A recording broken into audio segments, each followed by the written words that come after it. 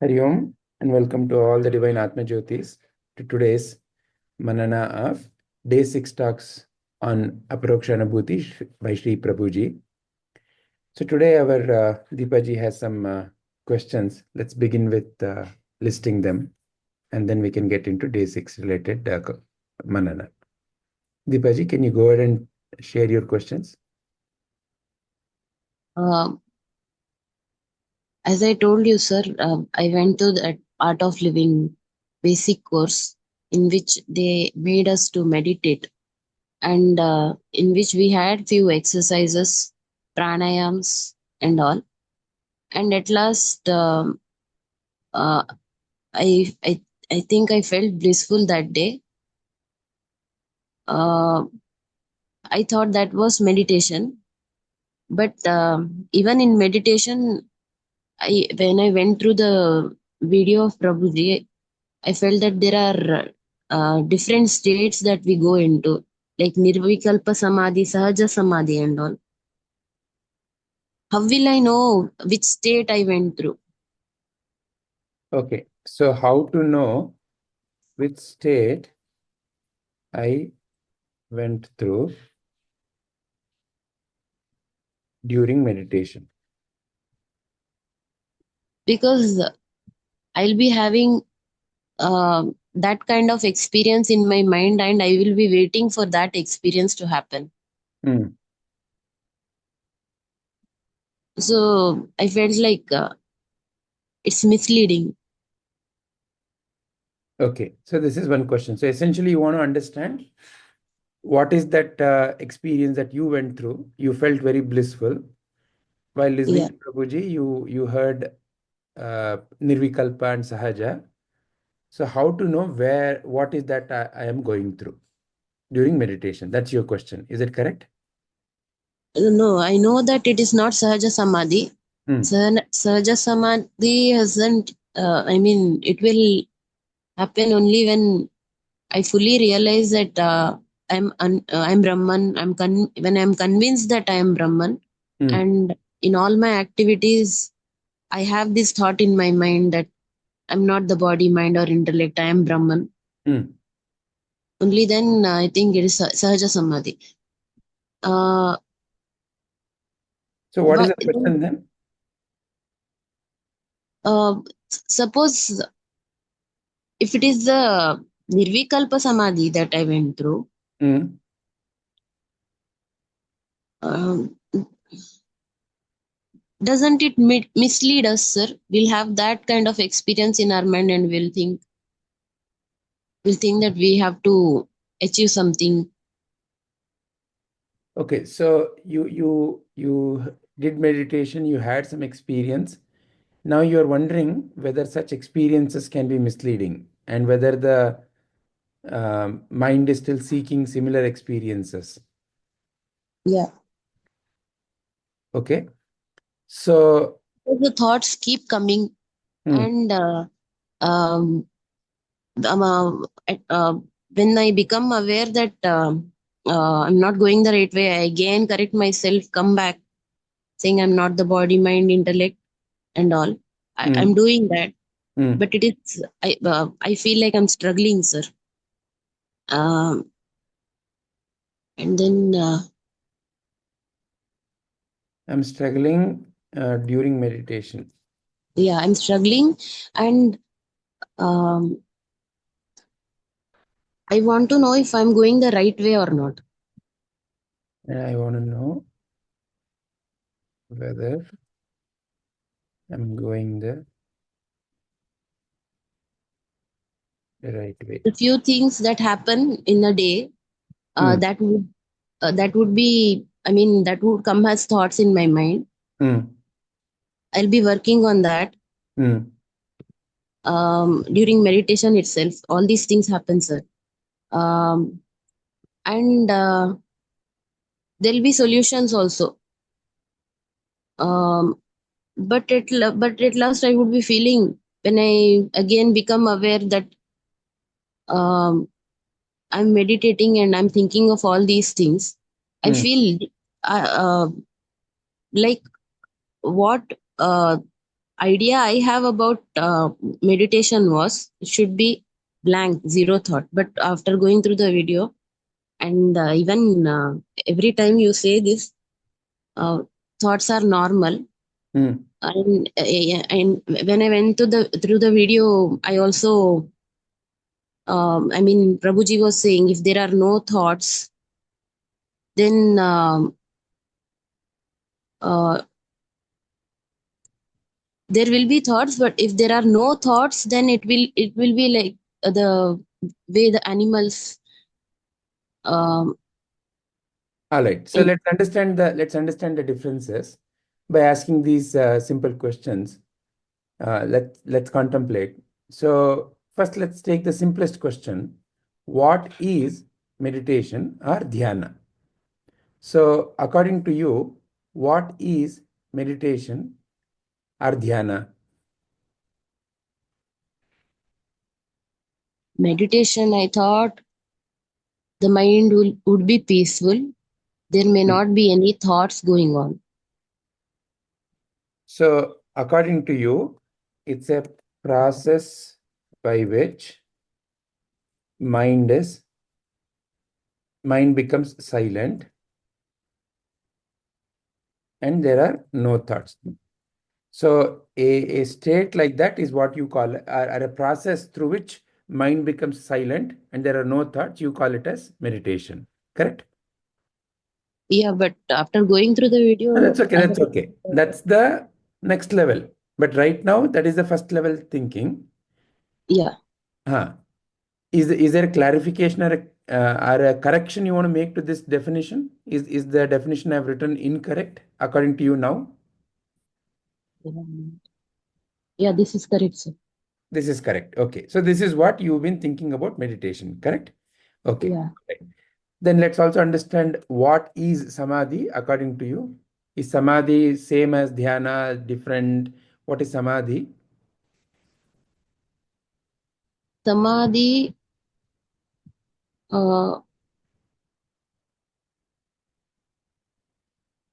is a condition where I will be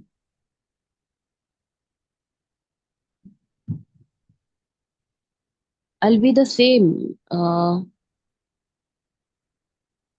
So when you say condition, is it a state? So you're referring to a state where I'll be same. Meaning what? I mean, when the application of this knowledge, Vedantic knowledge, will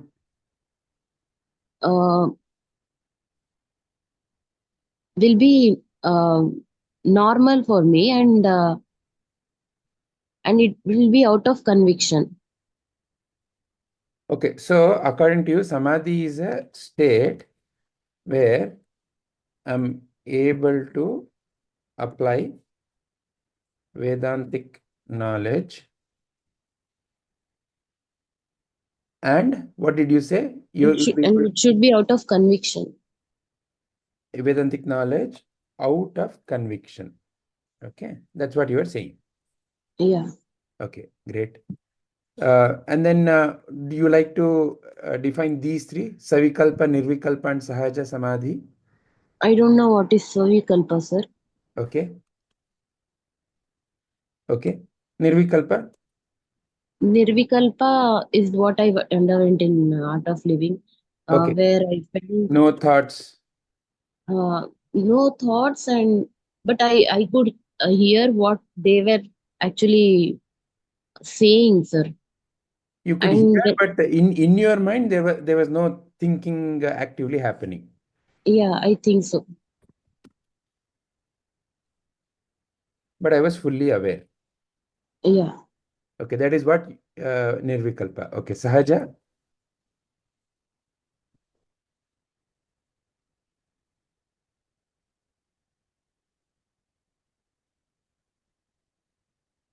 Sahaja. Sahaja is what Prabhuji is in. But what is your definition of it?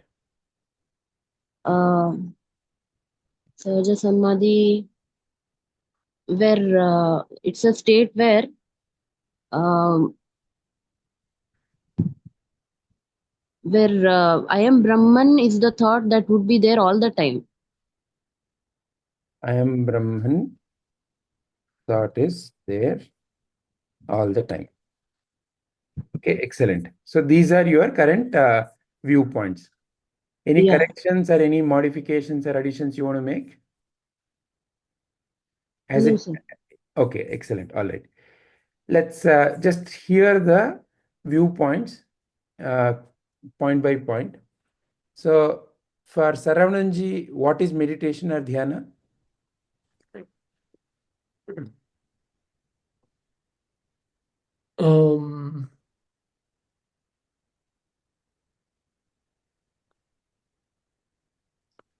I would say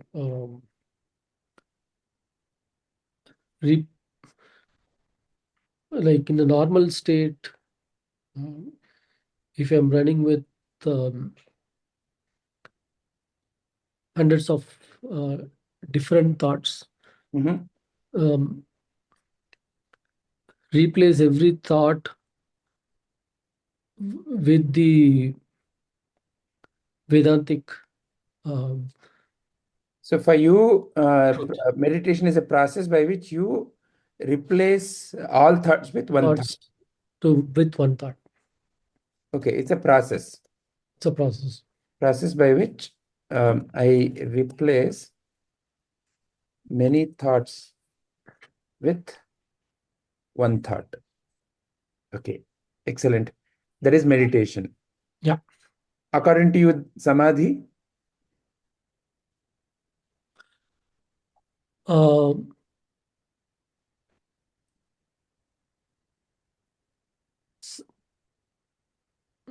Samadhi is a state where there is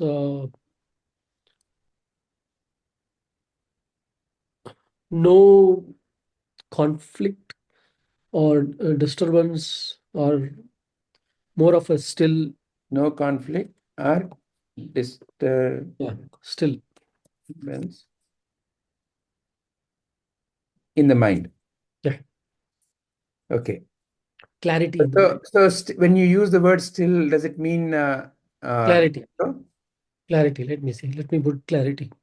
Okay, no conflict or disturbance or clarity in the mind. No. Huh? No conflict or disturbance. There is clarity. And there is clarity. Okay. Yeah. And there is clarity. Okay. So it doesn't matter how many thoughts are there. Yeah. Okay, that is there is no conflict. Yeah. There is no problem. Okay, all right. Then what is Savikalpa according to you?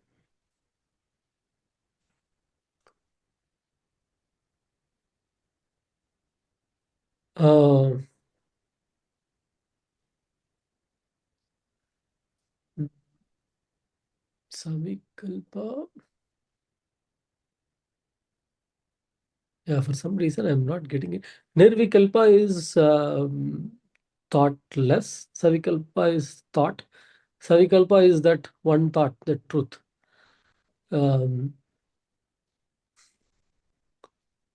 Yeah, Savikalpa is there are thoughts, but it is it is I would say aware and like not creating that disturbance. Okay, is it only one thought or one or more thoughts? Yeah, that's or let me put one or more thoughts. There can be thoughts, but there is no conflict still. Okay. Okay, all right. So The conflict is one or more thoughts, but no conflict. Clarity. So it's similar to what you have defined as samadhi in a way. Yeah. Okay.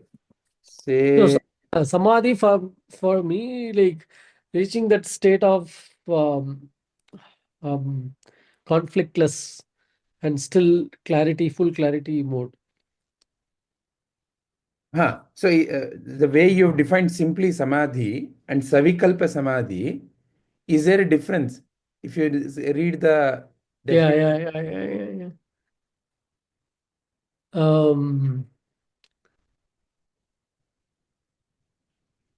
Yeah. So there, when I said Samadhi, I didn't talk about one or more the thoughts.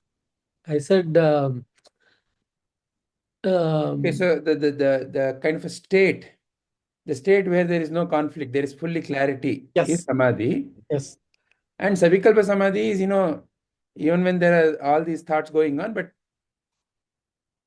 okay, yes, yeah, no conflict. Yeah.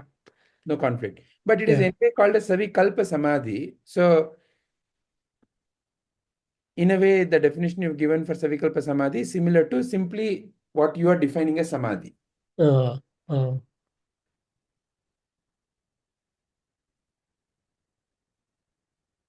yeah. Let me see. Maybe I'll have to. Okay, sure, no problem. Yeah, okay.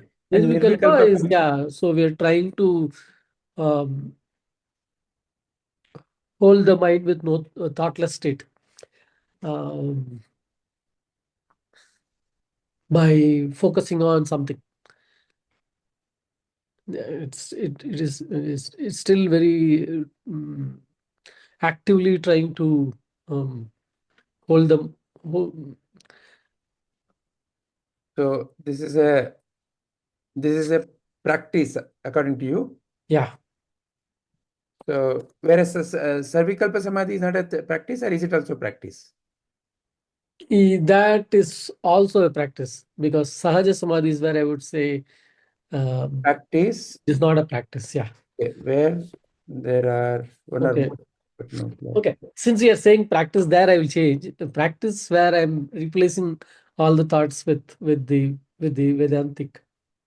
Where thought. in the Savikalpa, Yeah. Correct. where many thoughts are replaced by one or more Vedantic thoughts. Yeah. It's a Vikalpa. Okay. So now it's a slightly different definition. Yeah. And Nirvikalpa is also a practice. Yeah, What is but yeah. it's not a jnana based. I'm not trying to do it with the Vedantic truth, but rather with some other method, like maybe japa or deity. Okay. So according to you, it's a non-Vedantic practice. Or non-jnana. Yeah, such as japa, right? That's an example you're giving. Okay. That is Nirvikalpa. Okay, excellent. Sahaja is where, like, I'm not doing any practice as such. It is the result, I would say, of the practice that I'm in that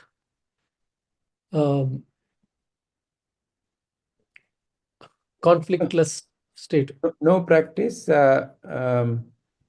naturally in a conflictless state. Yeah. With Super. clarity. Yeah. State with clarity. Okay. Wonderful. Thank you very much, Saranji. Padmaji.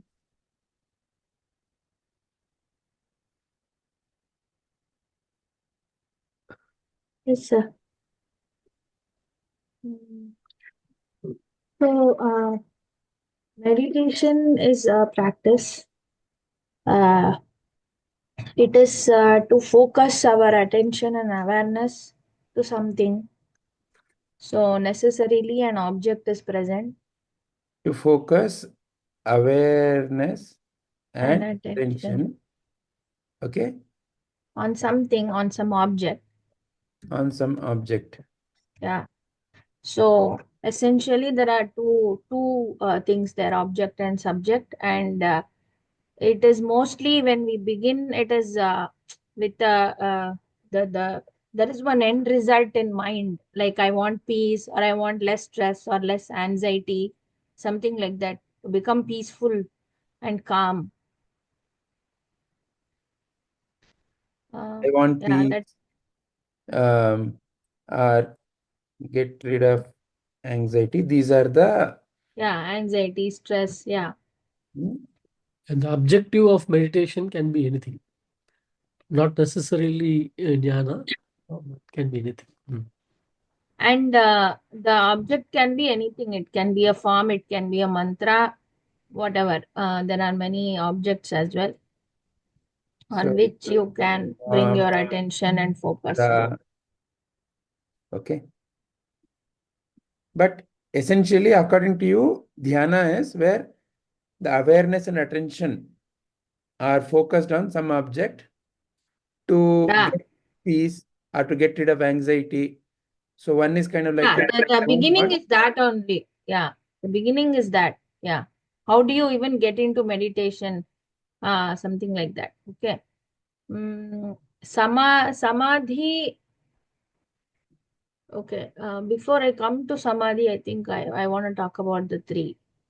So Savikalpa Samadhi is where thoughts exist. Thoughts exist, but they do not affect one. Again, this is also a practice, and effort is there. Effort is required.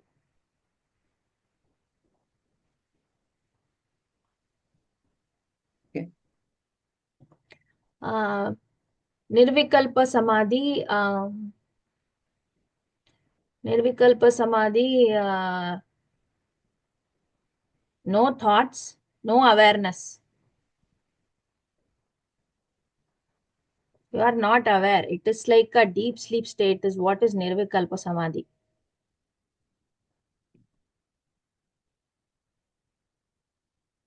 Okay. And it is temporary. That is why you feel like you are in bliss, because it's like a deep sleep state. You feel like that when you have a deep sleep as well. But when you are out of it, again everything starts. Okay. So in Nirvikalpa, you can say the subject and the object merge together temporarily. So subject and object have merged temporarily. Okay. Yeah. Sahaja Samadhi is it is continuous, it is effortless, and you are aware. There is awareness. You are aware of the non-duality that you are.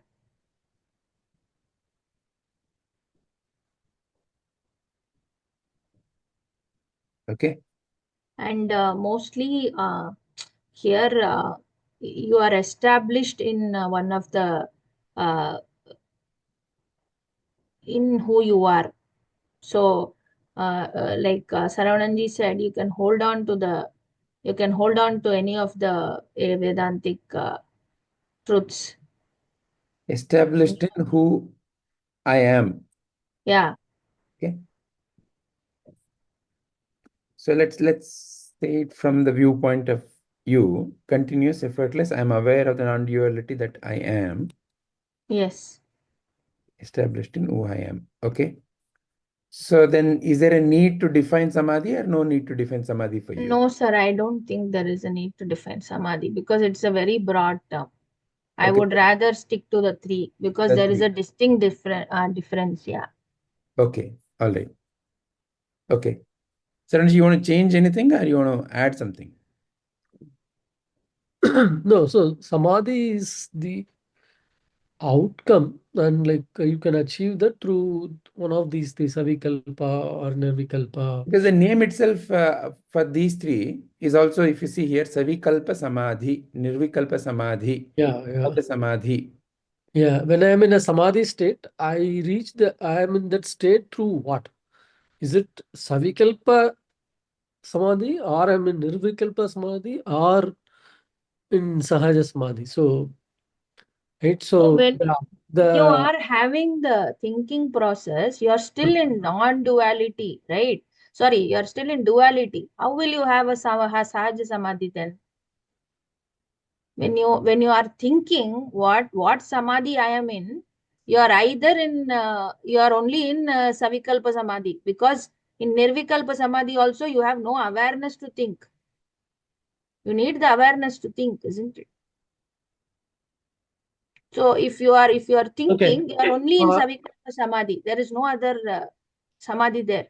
See, what I said for Samadhi is that no conflict or disturbance and state, where there is clarity of mind, where there is clarity, or maybe, yeah, I will change it to blissful state, instead of saying clarity of mind, blissful state.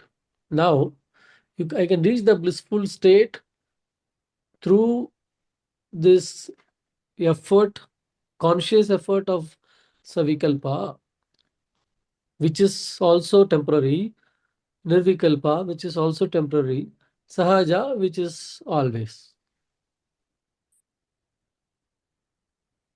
Can I say that? So for you, the way you're defining Sarananji, Samadhi is some kind of an end state. End state. And there are three, in a way, three paths. The third is like it's not really a path, but three paths. Three paths. Savikalpa is, where you are using thoughts. In the second one, there are no thoughts. In the third one, you're established in that state. Yeah.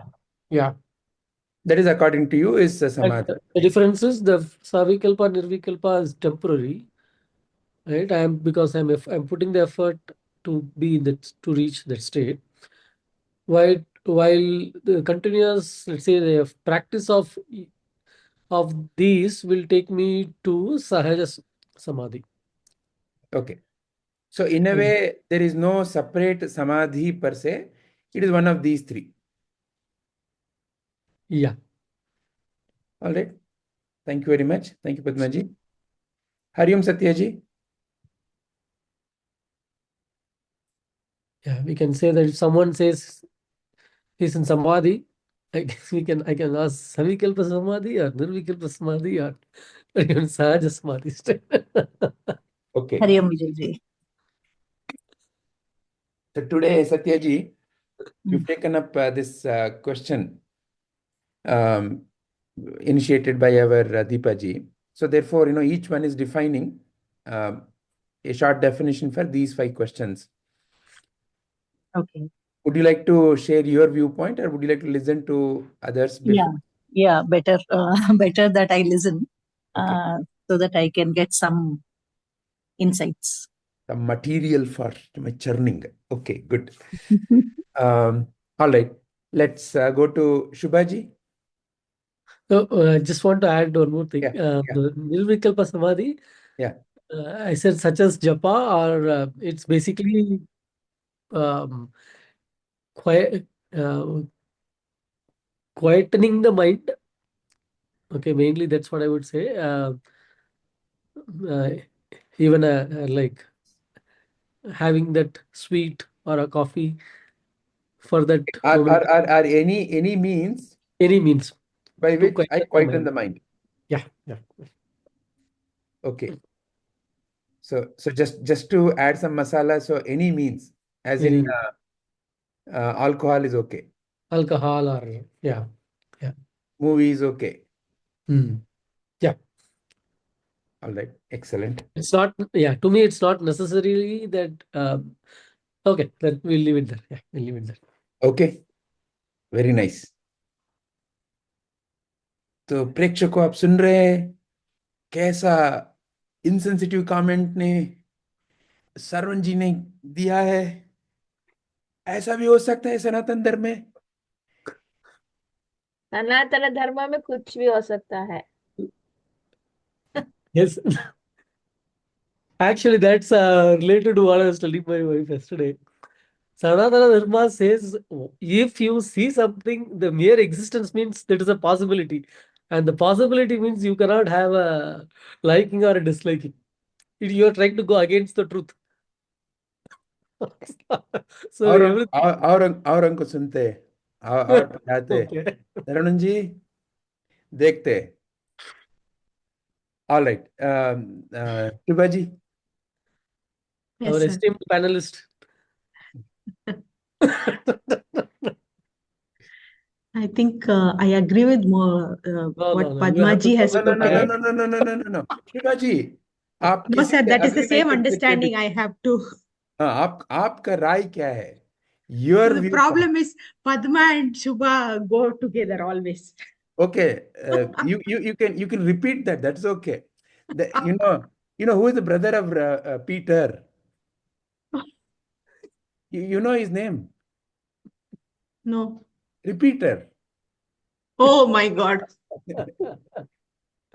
So, but he also has to speak. Yeah. So my understanding of meditation is, to start with, meditation for me is a practice to calm my mind. Practice to calm the mind. Okay. Yeah, as Padma ji said, it can be any. For me, it is mostly mantras. For me, it is mostly mantras. Okay. Yeah. All right. Excellent. Yes, samadhi. It's a state where there is complete peace and clarity. Complete peace and clarity. Okay. Super. Yeah. And Savikalpa Samadhi. That's a blissful. It's a state of realization. But in this state, I need to control my thoughts with awareness, and my mind is still active. So control my thoughts with awareness, And my mind is active. and my mind is active. Thoughts don't affect me here. Thoughts do not affect me. Yeah. Super. Okay. Nirvikalpa Samadhi is it's a blissful state too, where there are no thoughts, but I don't have a jnana here. Blissful states with or without thoughts is that what I'm hearing? With no thoughts. With no thoughts. Yeah. But there is no jnana. No thoughts, but no jnana. Okay. Sahaja Samadhi is the state where we all want to be in, and I am Brahman thought is there in dream state, sleep state, and waking state. All three states, I am in that. I am Brahman thought. Where I want to be in. Yes. Because I don't know whether your Peter brother also wants to be there or not. You want to be there for sure, right? Yes. Where I want to be in. Yeah, where I want to be in. And I am in Brahman. all three states of waking, dream, and deep sleep, that I am Brahman thought is strong. And I am Brahman thought is strong in all three states. Three states, yeah. That is waking, dreaming, dream, and deep sleep. Super. Super. So,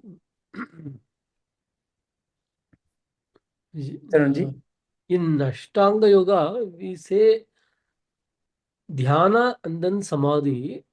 Yeah. Right? So Dhyana is one level before the Samadhi. Yeah. So that way, if I look at it,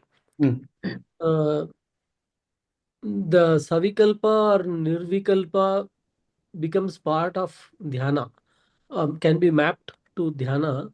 And Sahaja Samadhi, I would put it as the Samadhi if I have to map it to Ashtanga Yoga's way of looking at it. Okay. Because Savikalpa or Nirvikalpa is still the process. So which comes, which I would see it as Dhyana. Dhyana is still a process. And Okay. yeah, and just Dhyana is the process, Samadhi is the outcome. Samadhi is the outcome. Yeah. So if you see that way, then Savikalpa, Nirvikalpa, I don't know, it becomes the similar comes under Dhyana then. Comes under Dhyana. Okay. For you, Like I will put Savikalpa as like Vedantic meditation. In yeah, let me put it that so way. it's a type of Vedantic Meditation. Dhyana or meditation, right? Yeah, yeah.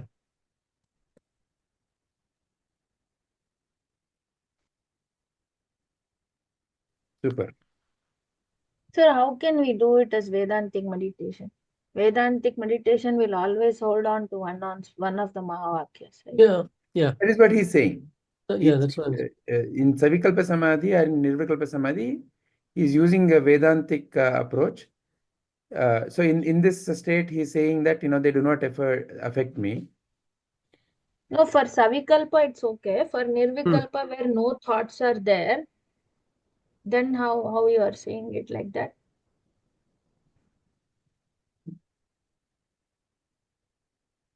Because I mean, technically it's a thoughtless state, right? Saranaji. So No, so yeah, Savikalpa is the Vedantic. I can map it to the Vedantic one. Nirvikalpa is, since I said it's non-Vedantic practice, I put. okay, so it is a non-Vedantic practice. Yeah, so I put B. Yeah, that's non-Vedantic. I started it as non-Vedantic practice because it is not out of jnana. Okay, so it's already covered. Okay. Yeah, it's already covered. Only that B, then B is, sorry, 3, Savikalpa, I'm saying Vedantic Dhyana. Yeah, okay. Super. Arjunji?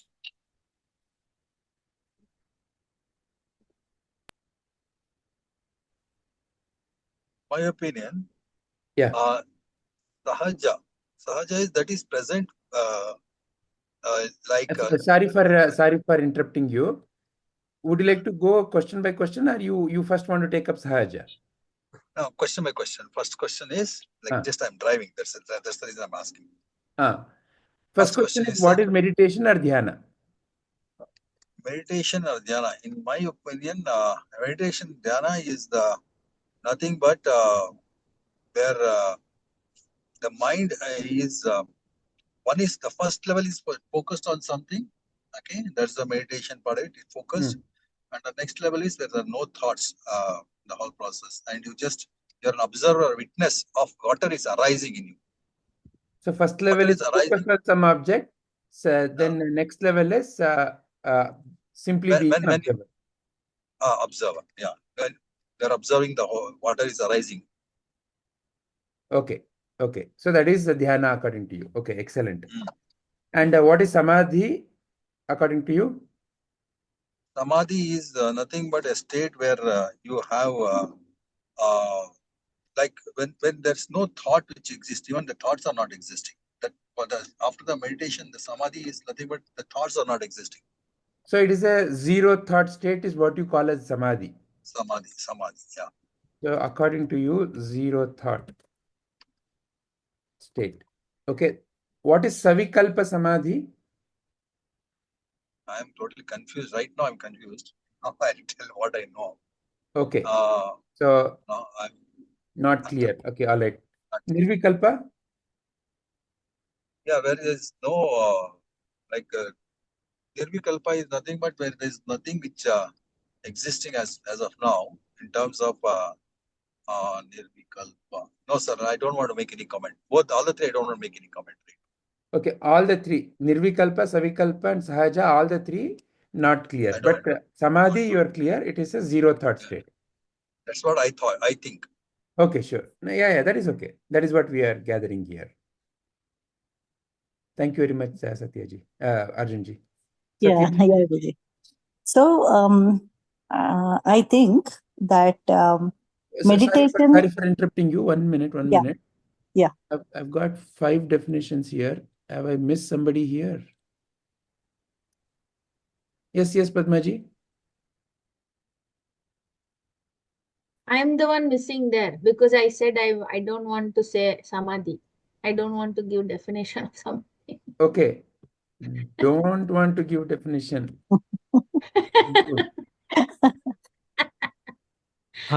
This is the Samadhi is not going to be happy with you. No, and also see now look at this contradiction. Repeater has said something, but Peter hasn't said something. Now repeater is in confusion. What happened to my brother? Sir, but why are you putting don't want to give definition in Savikalpa and all? He gave Savikalpa, sir. Oh, she gave, which one? Then whose am I missing in Savikalpa?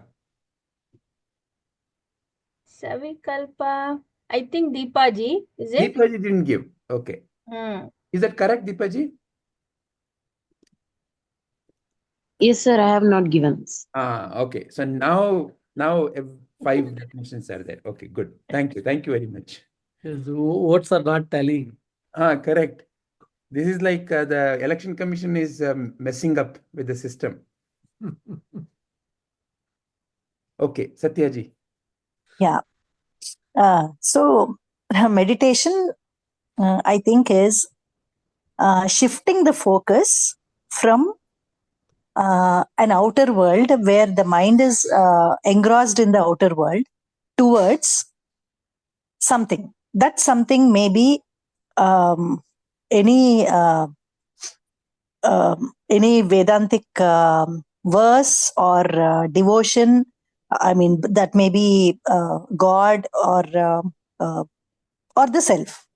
So meditation basically depends, it is the shifting of focus from outside, from the external objects to something which is more, which is of a higher nature. So depending on the position we are, if there is wisdom, it can be shifted to the self. If we are into yoga, in any other path, we shift it to God or a particular Vedantic verse or something. So basically, it is shifting the attention. Okay.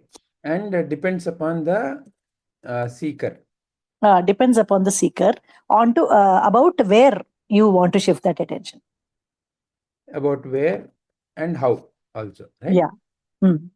But it is basically, if I am sitting for meditation, I want to shift my attention to something which I want to hold on to. Okay. Right now, as we are speaking, are you in meditation? Yes or no? As I'm speaking, I am not in meditation. The reason being, I'm yes, I'm aware, but you're shifting your attention from so-called outer world to that is exactly where shifting the attention from the outside world to anything that you do. See, even driving, it can be meditative. Even cooking can be meditative. Even speaking can be meditative. So all these things are shifting my attention from an outer thing to something which is higher or profound or deeper.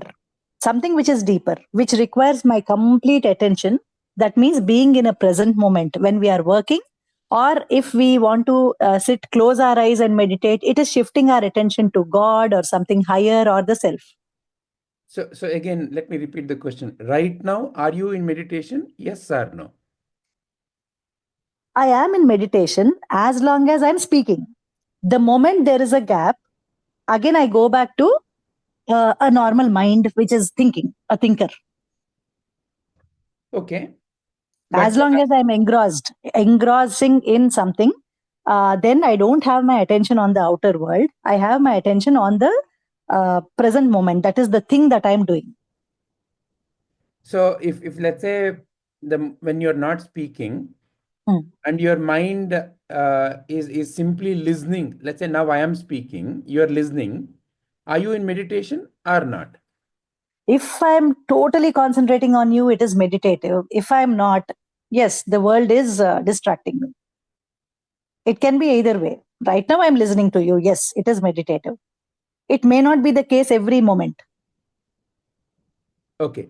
So as long as there is a complete focus. That is complete focus. So focus on current moment is Yeah. the essential Yes. definition. Yes. So then, do you want to rephrase what you are saying? Is it still the shifting the focus from outer to Yeah. inner? Huh? Yes, it is shifting the focus from the outer world to anything.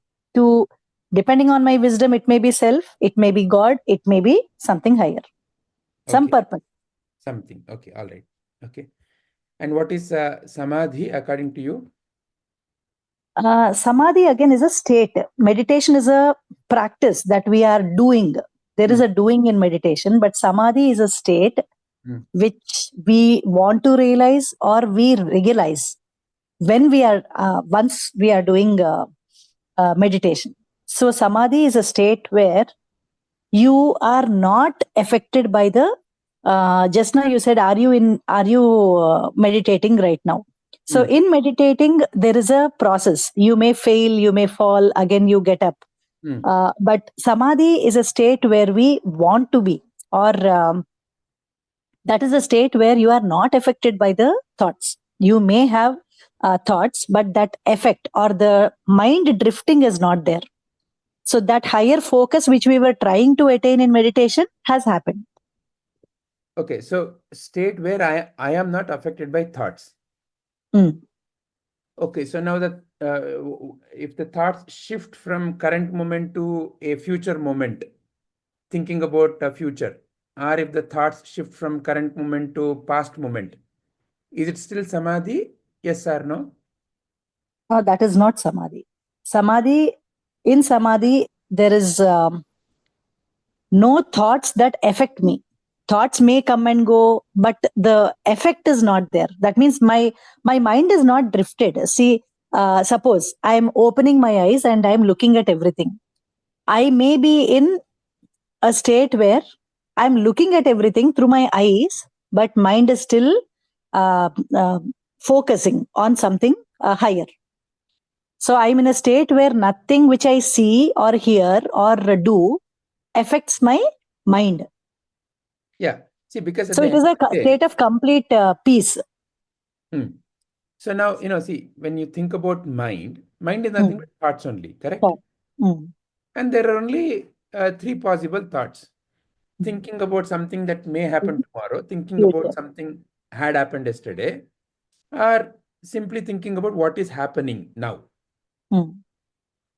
My question is, when you say state where I'm not affected by thoughts, so is it a state where, independent of whether it's about the past or the future or the present? Yeah, thoughts may be there, but I am always in peace. I am in a state where thoughts come and go, let them come and go. I mean, I don't do this as a practice. It happens very naturally. So, okay, so samadhi is very natural. No practice needed, according to you. That is a state which will be attained by practice of meditation. Okay. It is something that will be attained. It's an attainment through practice of. And once it is attained, I feel it becomes very natural that a meditation process need not be required to get into that state. It becomes like, again, in samadhi, when we talk about these three types of samadhi, it becomes our natural state. So will be attained through practice of dhyana. So in a way, are you saying this samadhi is equivalent of the Sahaja Samadhi? So here I still have some confusion about Savikalpa and Nirvikalpa. When I'm talking about Sahaja Samadhi, I understand that it is a natural state. Sahaja is natural. So that normally when Prabhuji says that whatever you are doing, you can be in that state, in a blissful state. So that is Sahaja Samadhi. Like you are not doing any practice there. It is not like you sit, close your eyes, now you think about this, now you think about the God, and then now you remove all the thoughts or you don't get distracted. That process is missing. It can be totally eliminated because that we are already in that state. So I am in that blissful state, come what may, whatever may happen, whatever thoughts come and go, it doesn't really affect me. It's like the cloud comes and goes, but I'm still the same. Correct. That is what you have defined for samadhi. Samadhi. And that natural state without, as I told, in samadhi, there is a practice that we do to get there. But in Sahaja Samadhi... So Sahaja Samadhi is essentially samadhi, but then, no practice needed is not applicable here. This very natural, no practice needed is only natural state of self. Okay. So what you're saying is samadhi is something that I attain by practice, whereas this is very Sahaja Samadhi is, the natural state of self. Natural state of self. Okay. So please see what I've written there according to you. In what is samadhi, according to you, state where I'm not affected by thoughts, but it is an attainment through some kind of a practice. It's an attainment. It's a practice still in samadhi. Whereas in Sahaja Samadhi, it is also... Samadhi is not a practice. It is a state attained because of the practice. So in samadhi, there is no practice. I am blissful. I am peaceful. State where I am not affected by thoughts, but it is something that I get because of practice. Because of meditation, dhyana. Because of dhyana or meditation, correct? Yes. That is what you're referring as samadhi. Whereas Sahaja Samadhi, you're referring as, it's a state where I'm not affected by thoughts. It's very natural, no practice needed. Yeah, natural state of the self. It is, I am established in a very natural state. There is no effort required. So it is a natural state of the self. It's a natural state of the self. So there is no need for any practice. No need of practice. But it is also a state where you are not affected by thoughts. Anyway, yes. Right? Okay, excellent. All right. Okay, then according to you, Savikalpa, Nirvikalpa? So, I'm not clear on this actually. Savikalpa is, Vikalpa is thoughts? Vikalpa is thoughts. What is it? I'm asking you. Kalpa, Kalpane. So Kalpane is to do with some kind of form. Form, yeah. Okay, so yeah, Savikalpa and Nirvikalpa is the samadhi is, as I told you, samadhi is a state which we attain. There may be thoughts. So in thoughts, we have come out of the outer world, because in meditation and dhyana, there is a practice where my focus is shifting from the outer world to something higher, as I said. So that higher may be God, or maybe some chanting, some form, sound, or anything like that. It can be Om, it can be Om Namah Shivaya, it can be God. So when I hold on to a particular form or a sound or shabda or something like that, it is Savikalpa. And when I hold on to... Okay, so when I hold on to a particular form. But my small doubt here is, when I'm saying I'm holding on or I'm doing something, that doing comes under meditation. But I'm talking about a samadhi. Samadhi, as I told you, is not a doing, it is a state. But you come to this state through this means is what you are trying to define. Yes, yes. When you hold on to a particular form, Shiva, mantra, or Om, or sound or a form. Sound or a form, right? So form or sound, primarily, that is what according to you. So no sight? Sight also, anything that I hold on to. Through the sense organs, instead of the outer world, I'm holding on to something higher. Okay. That is the practice of meditation. Particular higher form. Form, sound, mantra, anything. Higher form or sound, that is nothing but mantra. What I attain is Savikalpa Samadhi, according to you. Yeah. And in Nirvikalpa, I feel it is mostly like Advaita, the wisdom of the self. that I'm holding on to. Something like I am that, and I do not get distracted. I do not need to hold on to thoughts of a mantra or a god or some form or a deity. Nothing like that. It is like Advaita. Through Advaita Jnana, I attain Nirvikalpa Samadhi, because it is the me being in holding on to the self. Wisdom of the self is what I'm holding on to. Yeah, yes. Okay. And that also leads me to a state, and that state is what I'm calling as Nirvikalpa. Yes. So wisdom of the self is what I'm holding on to, and what I attain is Nirvikalpa Samadhi. Super. Okay. So I want to be corrected also, Vijayji, because about these 5, I have not thought about them so much till now. So I want to know where exactly I'm wrong and what correction needs to be made in my understanding. That's why we are here, Satyaji. Huh? That's why we are here. Exactly. I want everyone here to be corrected in no. In this point, you are right till here, and till here you are wrong. Definitely. So that's why, when we put what we are saying, it gives the mind a time and space to reflect. Otherwise, when we are only saying, many a times we may be missing. So good. Yeah, we'll.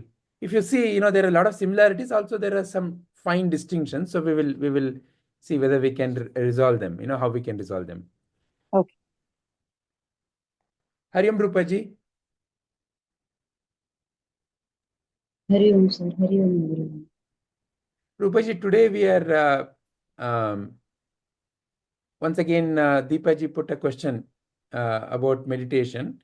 So based on that, we have formed these 5 questions, and each one is sharing their viewpoint, their definition for each of these questions. Would you also like to add? As you can see, there are simple questions. What is meditation?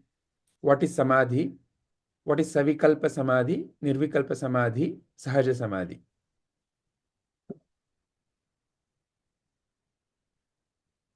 Sir, I will be a listener. Sorry? I would like to be a listener, sir. You'd like to be a listener. Okay, all right, sure. Okay. Okay, with all this discussion that has happened and what you've heard so far, anybody has any other thoughts in terms of modifications that you want to bring, or any change you want to bring?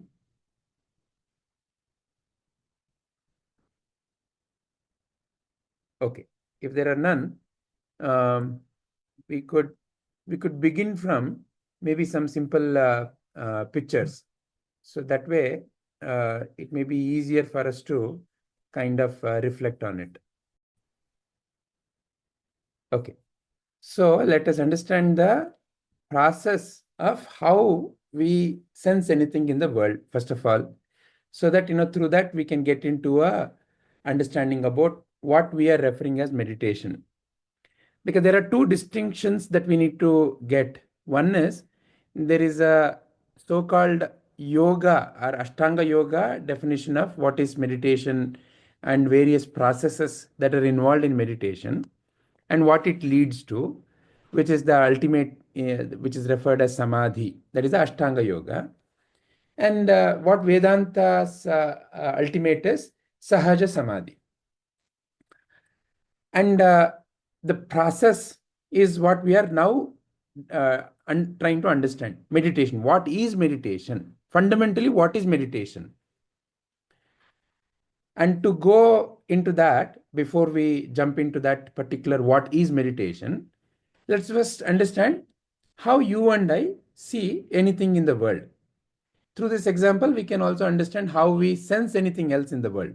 Here it is explained through the process of seeing. So the light falls on that object, and an inverted image of that object happens in the lens, and electrical impulses travel to the brain, and the brain has an area called as visual cortex, where an upside image of that particular thing happens. This is where the so-called physical things end, and it now gets into a unknown area called as mind. Nobody knows where the mind is. Nobody knows what the mind is. It is impossible to define mind. But you and I are aware of existence of mind because we have an experience of some place where we seem to be thinking, where we seem to be sensing, right? And that unknown place is what you and I refer as mind. And if you and I ask the simple question, okay, I cannot define what is mind, but what is mind made up of? One of the simplest way you and I can define is, it is nothing but thoughts. Because the only thing that you seem to be seeing in the so-called mind is thoughts. And the thoughts could be of various things about, let's say, this object. So right now, if let's say you're seeing this object, this bird, then what happens in the mind? So this entire sensation, the sensation gets transported, and Vedanta gives us that there are 4 functions of the mind: mana, buddhi, chitta, ahankara. Through that, we can understand how the mind itself functions. What happens? The sensation. What is sensation? Whatever the senses have gathered simply comes. Whatever the senses have gathered. Okay? There is no good, bad, right, wrong, nothing. Senses are simply like transmissions. And the transmission comes via mana. It is the buddhi which discriminates, which says, this is a bird, this is an animal, this is a plant, whatever. How does it decide that? How does the buddhi decide that? Buddhi dips into something called as a chitta or dictionary. So this is essentially what you and I have constructed as life. If you really think about it, about life, about this particular bird, what can you talk is only depends upon what you have in your dictionary. If this particular bird is in your dictionary, you'll talk about it as, I know this, and this bird is, and this bird's characteristics are so on and so forth. If you do not know, then it is not there in your world, essentially, or in your mind. At the end of the day, I also use the word called world. What is world? World is nothing but like this. You collected all sorts of information in your mind. And if that information is there, that is in your world. If that information is not there, that is not in your world. So essentially, if this bird information was there, you would have spoken about it. If it wasn't there, you wouldn't know. So in other words, I can simply say, world is nothing but the thoughts that exist in the mind. In whose mind? There's also another very important thought called as aham thought. You know who I am. So if I ask this question, do you know this bird? Then who is answering this question? Some thought called as me thought. And this can be easily understood by another simple example. So right now, because I'm able to see the video of Sarananji, I'll use that example. So if I hold out this glass that is in my hand, and if I ask Sarananji, whose glass am I holding? Sarananji would say, oh, Vijayji, that is your glass. Whereas now the same question, if I turn and ask, whose glass are you wearing? Sarananji will say, my glass. So if you see, the quality of or the answer that you receive from whatever you have in the mind, glass is a glass is a glass that you already have. That information you already have. But this whose glass, that's another kind of a thought. Whose glass depends upon who you think you are. Okay. So as an example, if let's say the glass that I'm holding in my hand, was actually gifted by Saravananji for my usage for a temporary time, Saravananji could say, my glass only I have given to you. So like that, there is a aham thought, which is going to guide the buddhi to make decisions about what it is deciding. So if I simply ask, do you know this? The buddhi may answer, I don't know. So it is using two important thoughts there. I thought and about something. About what? About this object. Don't know. So about this object, it may say, I don't know. Or it may say, oh, I know this is A, and it gives an answer, right? So fundamentally, both these are thoughts only.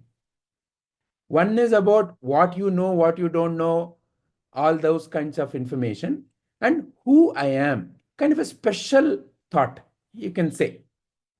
Mana is simply the movement of the sensations that are simply streaming in. So whatever streaming in has no discrimination. It simply streams in through your eyes, through your ears, nose, touch, and then the taste. So through the tongue. And what comes in through those five sense organs is the sensations. Sensations have no discrimination. Sensations have no judgment. Judgment happens here in the buddhi, using the aham and the chitta.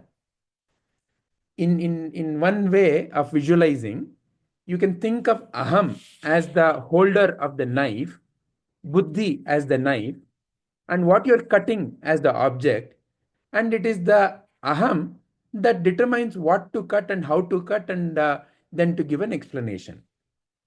If the aham holding the buddhi is, let's say, like the example we always discuss, is an object, let's say knife. Is knife dangerous or beneficial? The first level answer could be, oh, knife is a very dangerous object because it can hurt somebody. But if you really think a little more deeply, knife is not necessarily by itself a dangerous object. It depends upon who's wielding the knife. So the holder of the knife, if the knife is being held by a thief who is threatening you, he may use it to hurt you. If the wielder of the knife is a surgeon who is wielding it in order to remove something that is not necessary for your body, then it may be a healing knife. So therefore, who is holding or wielding that knife is what matters actually. By itself, the knife is knife, simply. Fire is fire, simply. So through this example, you can clearly see that what you and I refer as world, where is really that world? That world is something that you and I are simply carrying in our mind. I cannot certainly answer that there is a world outside. If I have to answer the question, is world outside or inside? I have to have a definition of what is outside and what is inside. This is where the fundamental illusion before the jnana is. What is outside of me? Simply whatever is outside of my body. What is inside of me? Whatever is inside of my body. Which body? The physical body. This is the general starting point of a seeker. There is a body-based consciousness of looking at the world. The world is seen as something outside of me. And if I ask such a seeker, what is outside? Where are you? Can you define your boundary? They will simply point to the body and say, look, this is my boundary. Outside of me means this physical boundary. Okay, excellent. Now, this is the fundamental illusion. Because in this mechanism, if you see, the seer, the one who is actually seeing this entire thing, is something that must be Not any of these, because the seer is able to see all of this. You, in other words, are able to see your eyes functioning, your brains functioning, the thought about me arising, whether I know it or not arising, the buddhi's discrimination, and the sensations coming. But all of this is happening so fast, so quickly, that in the beginning stages of for a seeker, this entire mechanism is not very clear. It is like it all just chakar, it happens. Just like right now, you're all seeing some image on your screen, mobile or laptop or whatever it may be.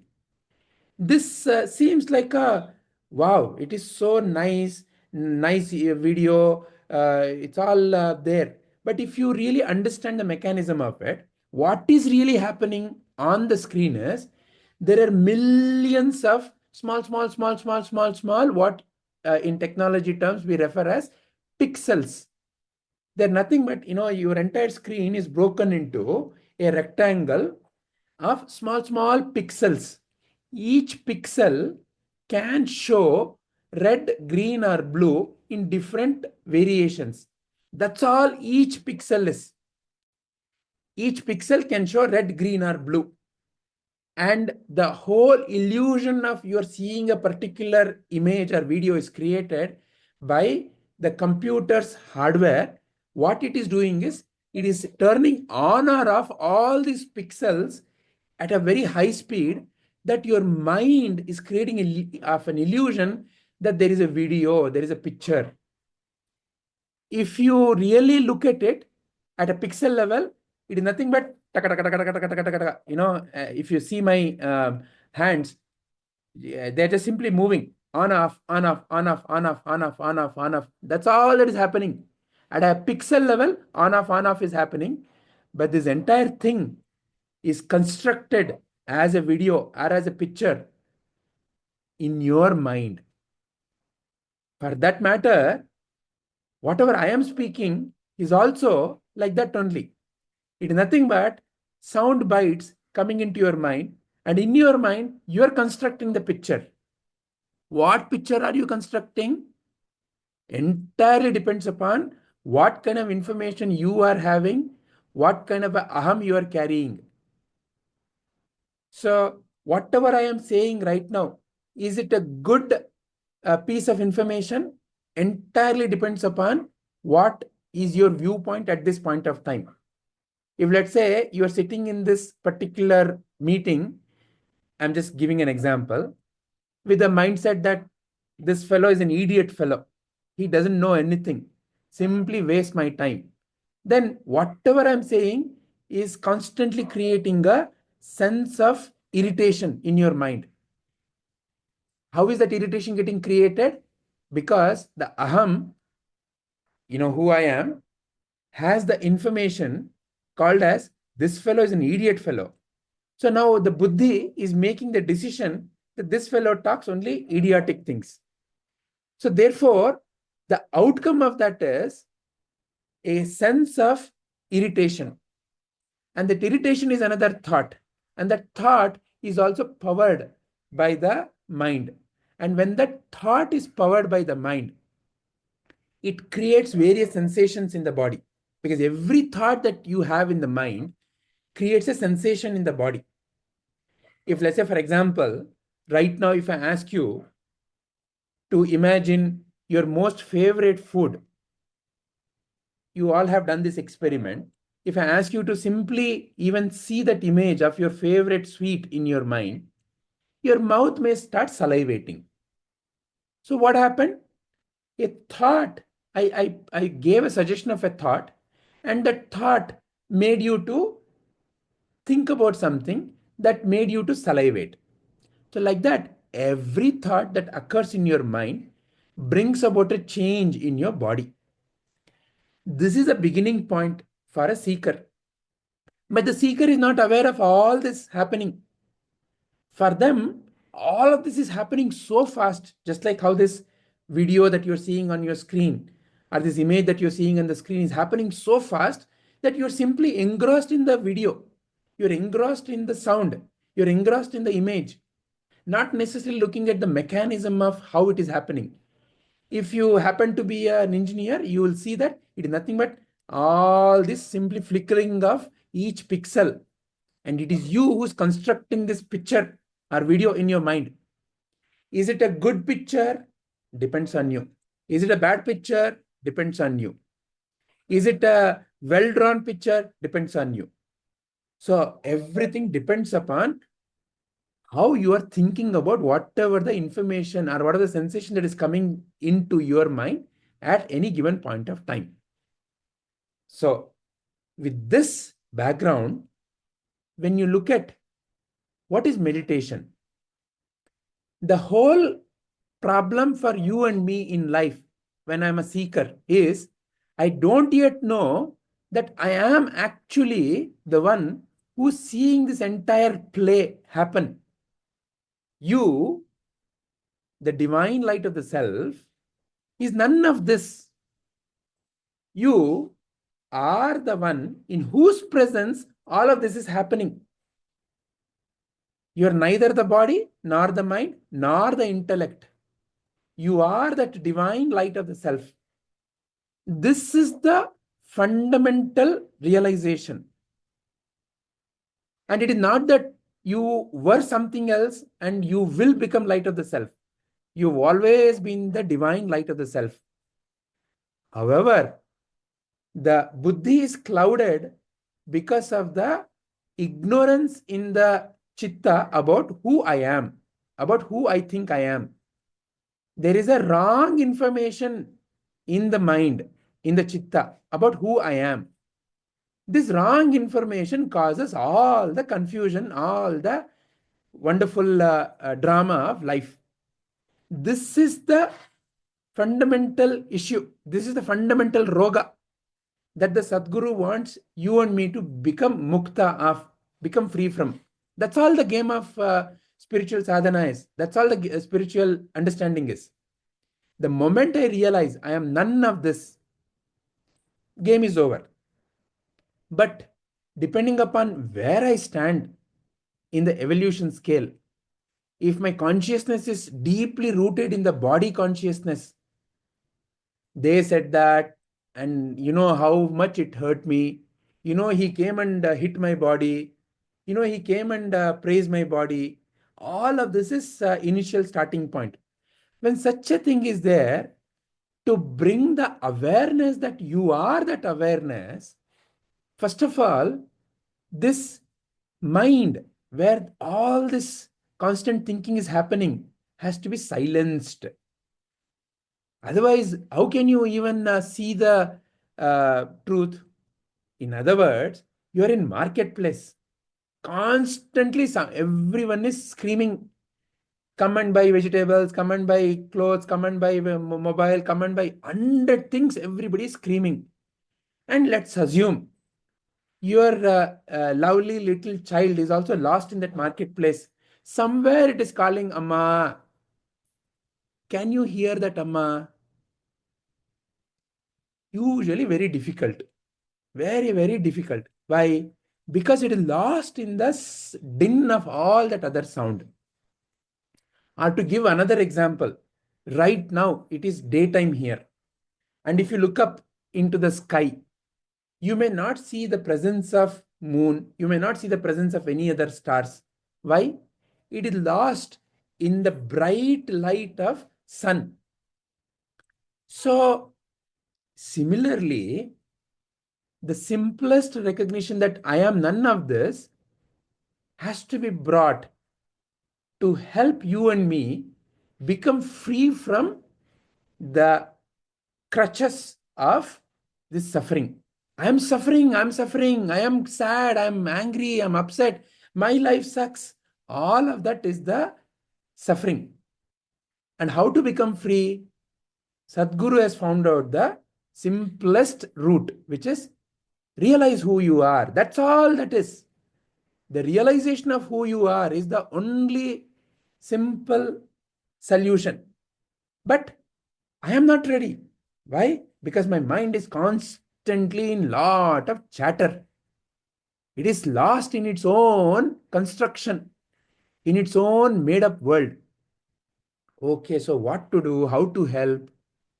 Because the truth is simple. Nanu nanembudu nanalla. Ee deha mana buddhi nanalla.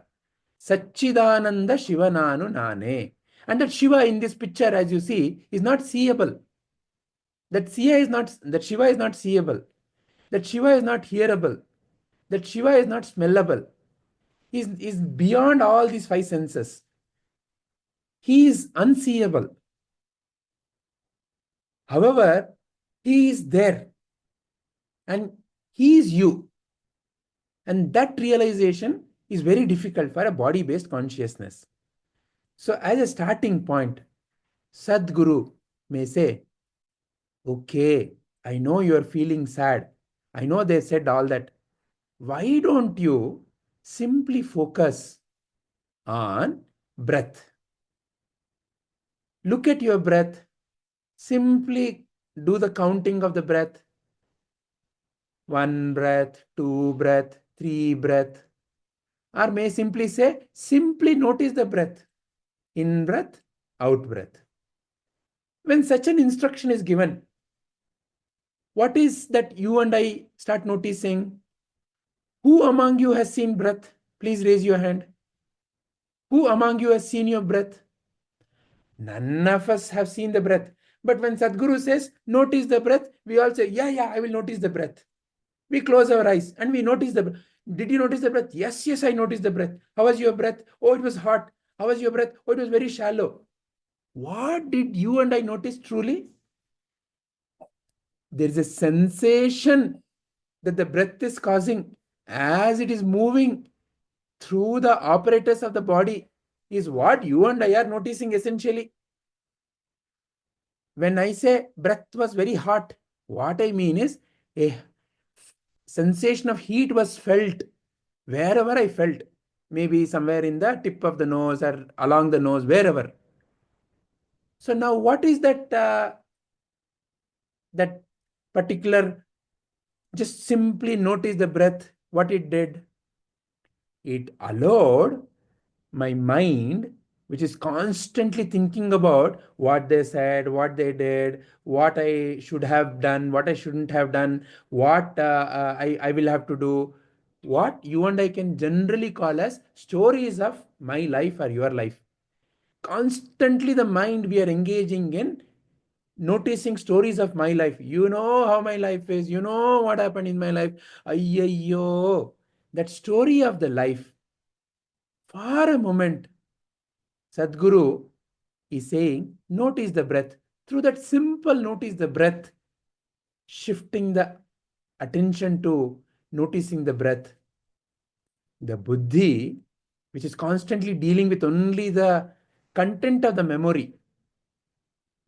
What is that you and I, when we say I am suffering? It is nothing but content of the memory about what you stored about your life. That is what you and I are suffering. You know, my life is nothing but the content of your life. It is not about the present moment. The present moment, if you simply are in the present moment is neither good nor bad. Present moment is neither worse or higher. Present moment is the way the present moment is. And in that is the total freedom actually. Because the present moment has no limitations in how you define. So through how you define the present moment, your next moment is an outcome of the present moment. That also has no limitation. But you and I impose the limitation based on, you know who I am and based on, you know how my life is. So this connection Sadhguru is breaking first and foremost by bringing a simple attention to the breath. Where can you notice the breath? Only in the present moment. Because what is breath? Breath is nothing but sensation. What is sensation? It is something that is happening in the body. To be aware of the body and sensation means you have to be in the present moment. Your mind cannot be wavering back and forth about its own content. it has to first come to notice the present moment. So, slowly, the mind is trained. And to train the mind, Sadguru has given you a tool called notice the breath. Some of us may say, Ayyo, breath noticing is very difficult. Some of us may be totally in love with Rama, maybe in love with Krishna. So, any particular form, if it is a form that can be seen by the five senses, is some kind of a form to hold on to. Even in the case of a breath, fundamentally breath is formless. Breath itself has no particular form. But the breath causes a sensation, and the sensation is a form. Whatever you call as heat, whatever you call as long breath, is nothing but a sensation. The sensation, where did you feel the sensation? Touch. Touch is a sensation that you felt through the breath. A formless breath caused a form which your mind was able to notice. Because the mind can only notice what the five senses bring. Please notice. The mind can only notice only those which the five senses bring. Mind cannot notice anything else at all. Because the mind is a function of what the sensations that are brought to the mind. But the beauty of the buddhi is, by developing this discrimination of, okay, breath itself is formless, but the sensation of the breath is a form. So in a way, I'm aware of the formless also. This, the buddhi can discriminate when the buddhi becomes little free from having to constantly process the content of the memory only. My life is what you and I are engrossed in. My life has to be silenced for some time. Then only this discrimination can develop. So through the process of this initial practice, and there are different names that you and I can give to it. Dhyana, so therefore fundamentally, in the simplest way, is something that cannot be fundamentally done. When I say that, what is meant is, the object of dhyana is to just simply, the objective of dhyana is to simply help you and me recognize your and my true nature. And your and my true nature is sahaja, meaning you and I don't have to do any effort at all to be whatever you and I are already. But this aham is not going to agree to all this. This aham says, you know how my life is. So from there, it has to be first brought to a sense of a place of, okay, there is silence, there is peace that is possible through my effort. Okay, focus on your breath, notice your breath. Okay, after some time, are you feeling peaceful? Yes, I'm feeling peaceful. Okay, who did that? I did it. How? By noticing the breath. Excellent. Can you practice this? Now you see, you don't have to be always jittery. You don't have to be always confused. You don't have to be always worried. Whenever you're feeling like that, notice your breath. Okay, slowly, when I start practicing, this aham fellow feels, through my practice, how long I can sit in meditation? I can sit 20 minutes. And some other fellow comes and says, I can sit 40 minutes. Oh, you 40 minutes, sir. Sir, Guru, I'm not yet able to sit for 40 minutes. Oh, that is called long meditation. Don't worry, I will teach you long meditation also. Like that, the aham can continue to be in this game of learning to meditate. Okay, short meditation, long meditation, long meditation, long meditation. All these kinds of things can happen. But this game is a never-ending game, because in this game, the fundamental truth of I am already free, I am already in meditation. Meaning what? What is truly meditation? When the buddhi doesn't really say mine and not mine. That is the only fundamental thing which is causing all the problem in life. When a sensation comes, it is a buddhi which says good sensation, bad sensation. Based on what? Me. Okay. When that part of the buddhi is transcended through the real clarity, then it doesn't really matter what sensations are coming. What sensations are coming doesn't really matter. Why? Because I am none of this mechanism. None of this is who I am. Realization of I am none of this is sahaja. Sahaja means what? It is not something that I have to do something to be the one who is simply in whose presence all of this is happening. I have to do nothing to be the light of the self. I am the light of the self. You are the light of the self. Realization of that and being that means what? You are that. And whenever there is any kind of a situation which disturbs that thinking, you are not getting disturbed. It is a disturbance in the understanding, that's all. But there is still a wrong concept of it's happening to me. The disturbance is happening to me. I am getting confused. You are not getting confused.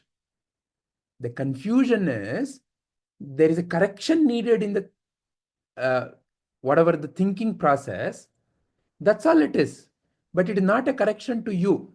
It's a correction to the information that you have stored about a particular thing that is happening in your presence. If I have never understood that this is how I see, then I have no way to understand where the correction is needed. So now, as I see this picture, maybe I have a wrong understanding about what is buddhi. So it's a correction that is needed in my understanding process. It is not a correction needed to you. So you are already in meditation. You are that sakshi. Is the total liberation, is sahaja. But to get there may be, depending upon where I stand in the evolution, initially a form may be given by the Sadguru, so that by focusing on the form and the characteristics of the form, I am for some time becoming free from the content of my own life, or I am becoming free from the stories of my life. As I become free from the content of my life, stories of my life, as this mind becomes peaceful, it starts developing finer and finer ability to distinguish. And in that finer distinction, that in the form, in the sensation called the hot breath, long breath, there is already formless, which is breath, can be recognized. Because form and formless are together. So in that form, there's already a formless. Because the fundamental breath is formless. You and I cannot conceptualize what is breath in the mind. You and I cannot conceptualize what is silence in the mind. You and I cannot conceptualize what is space in the mind. It's already formless. So, depending upon, therefore, once again, my evolution from a Savikalpa Samadhi.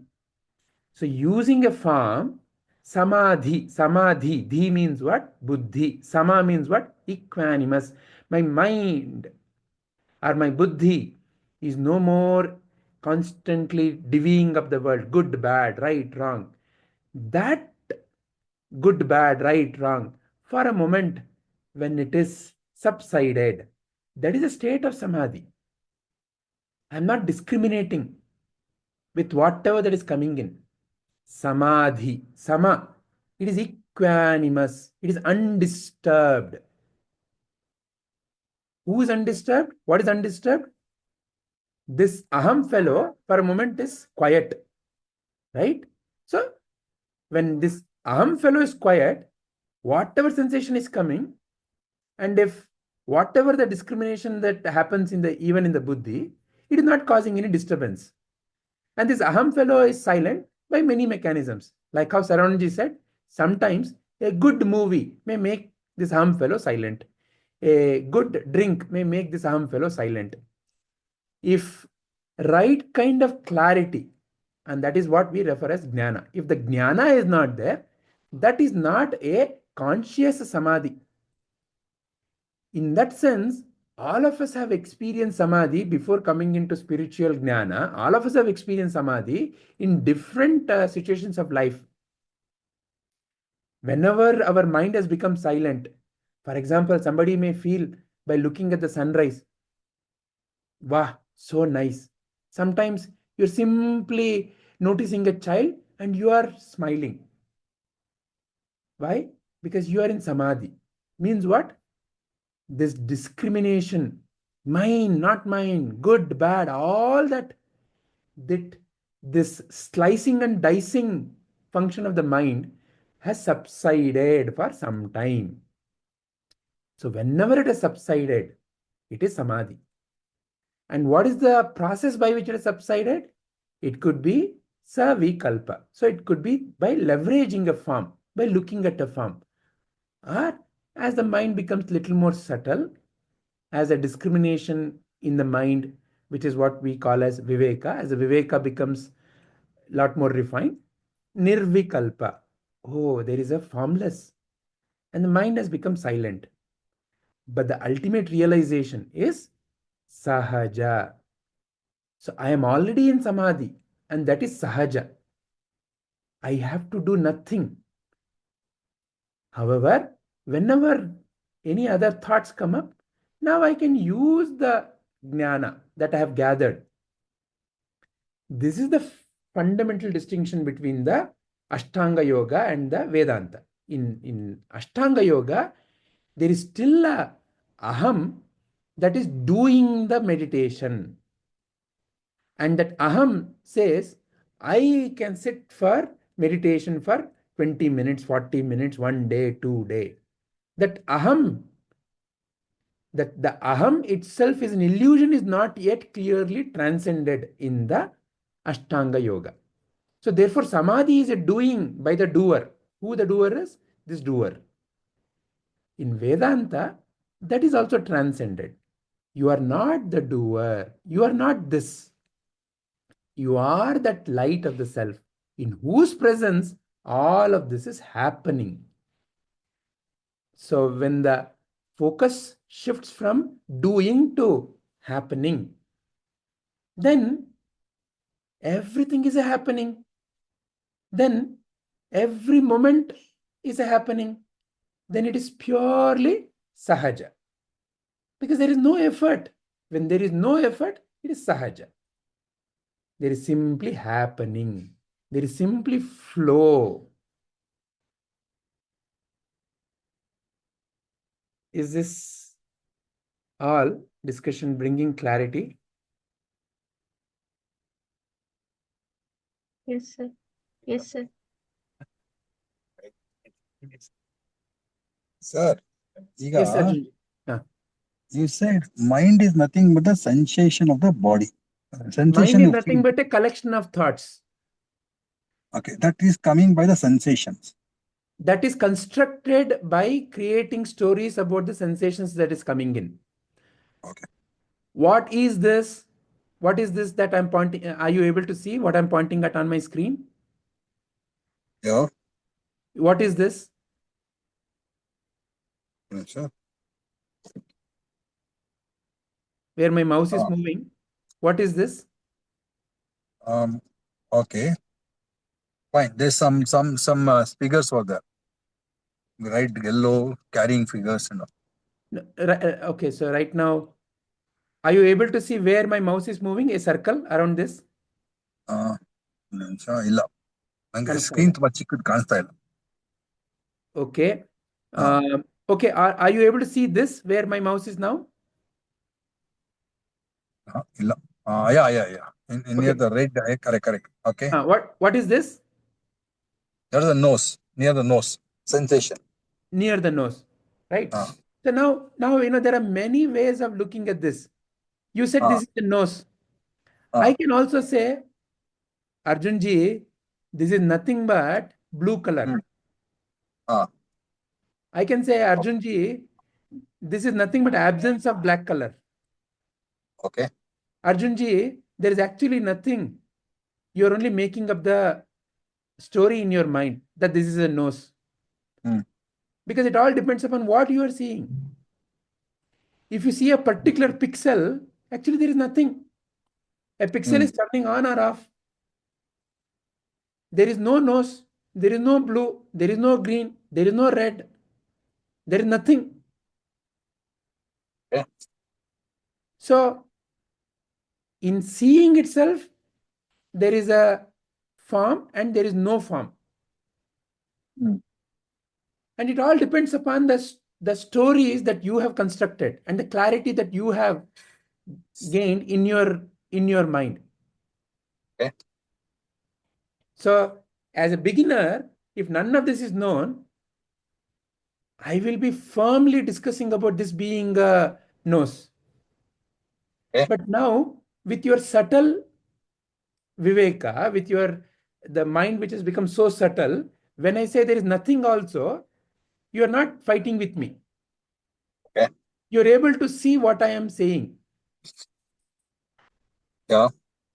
So that is the journey that has happened, where in your mind, how by changing the information that you are carrying about what? About your world.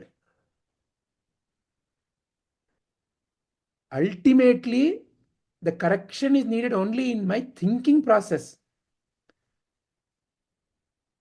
And the most ultimate correction is that I am already liberated. I am already in true meditation. I am already free. Is the ultimate realization.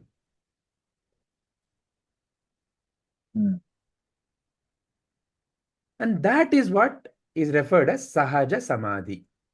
There is no effort needed to be who you are. If whatever you are feeling, natural state, that is. Is a natural state. Because whatever you do and attain is still a aham that is driving you. So, how do I differentiate Sahaja Samadhi and Savikalpa Samadhi? Savikalpa Samadhi. Savikalpa, what has happened? You saw a form. Okay. So you're looking at the sunrise. And the mind was engrossed in the sunrise. And the mind became silent. What do we mean by that? Okay, we all say that. What do we mean by that? The constantly chattering of the buddhi, which is what? Good, bad. Oh, this is such a nice sunlight. Oh, this is not like the sunlight that I note. 3 years back, I went to this hill, and at 6 o'clock, it came. You know how glorious it was? So that all that comparison, when it is there, the mind is not in the current moment. Whenever you are in the present moment fully, when the chatter has subsided, and through whatever the means by which the chatter subsided, it brought a sense of equanimity in the mind, a sense of peace. Later, somebody comes and wakes you up. Many a times, maybe you're so engrossed. Maybe, for example, for you, it may be singing. Sometimes you close your eyes and you're singing. You're fully in that song.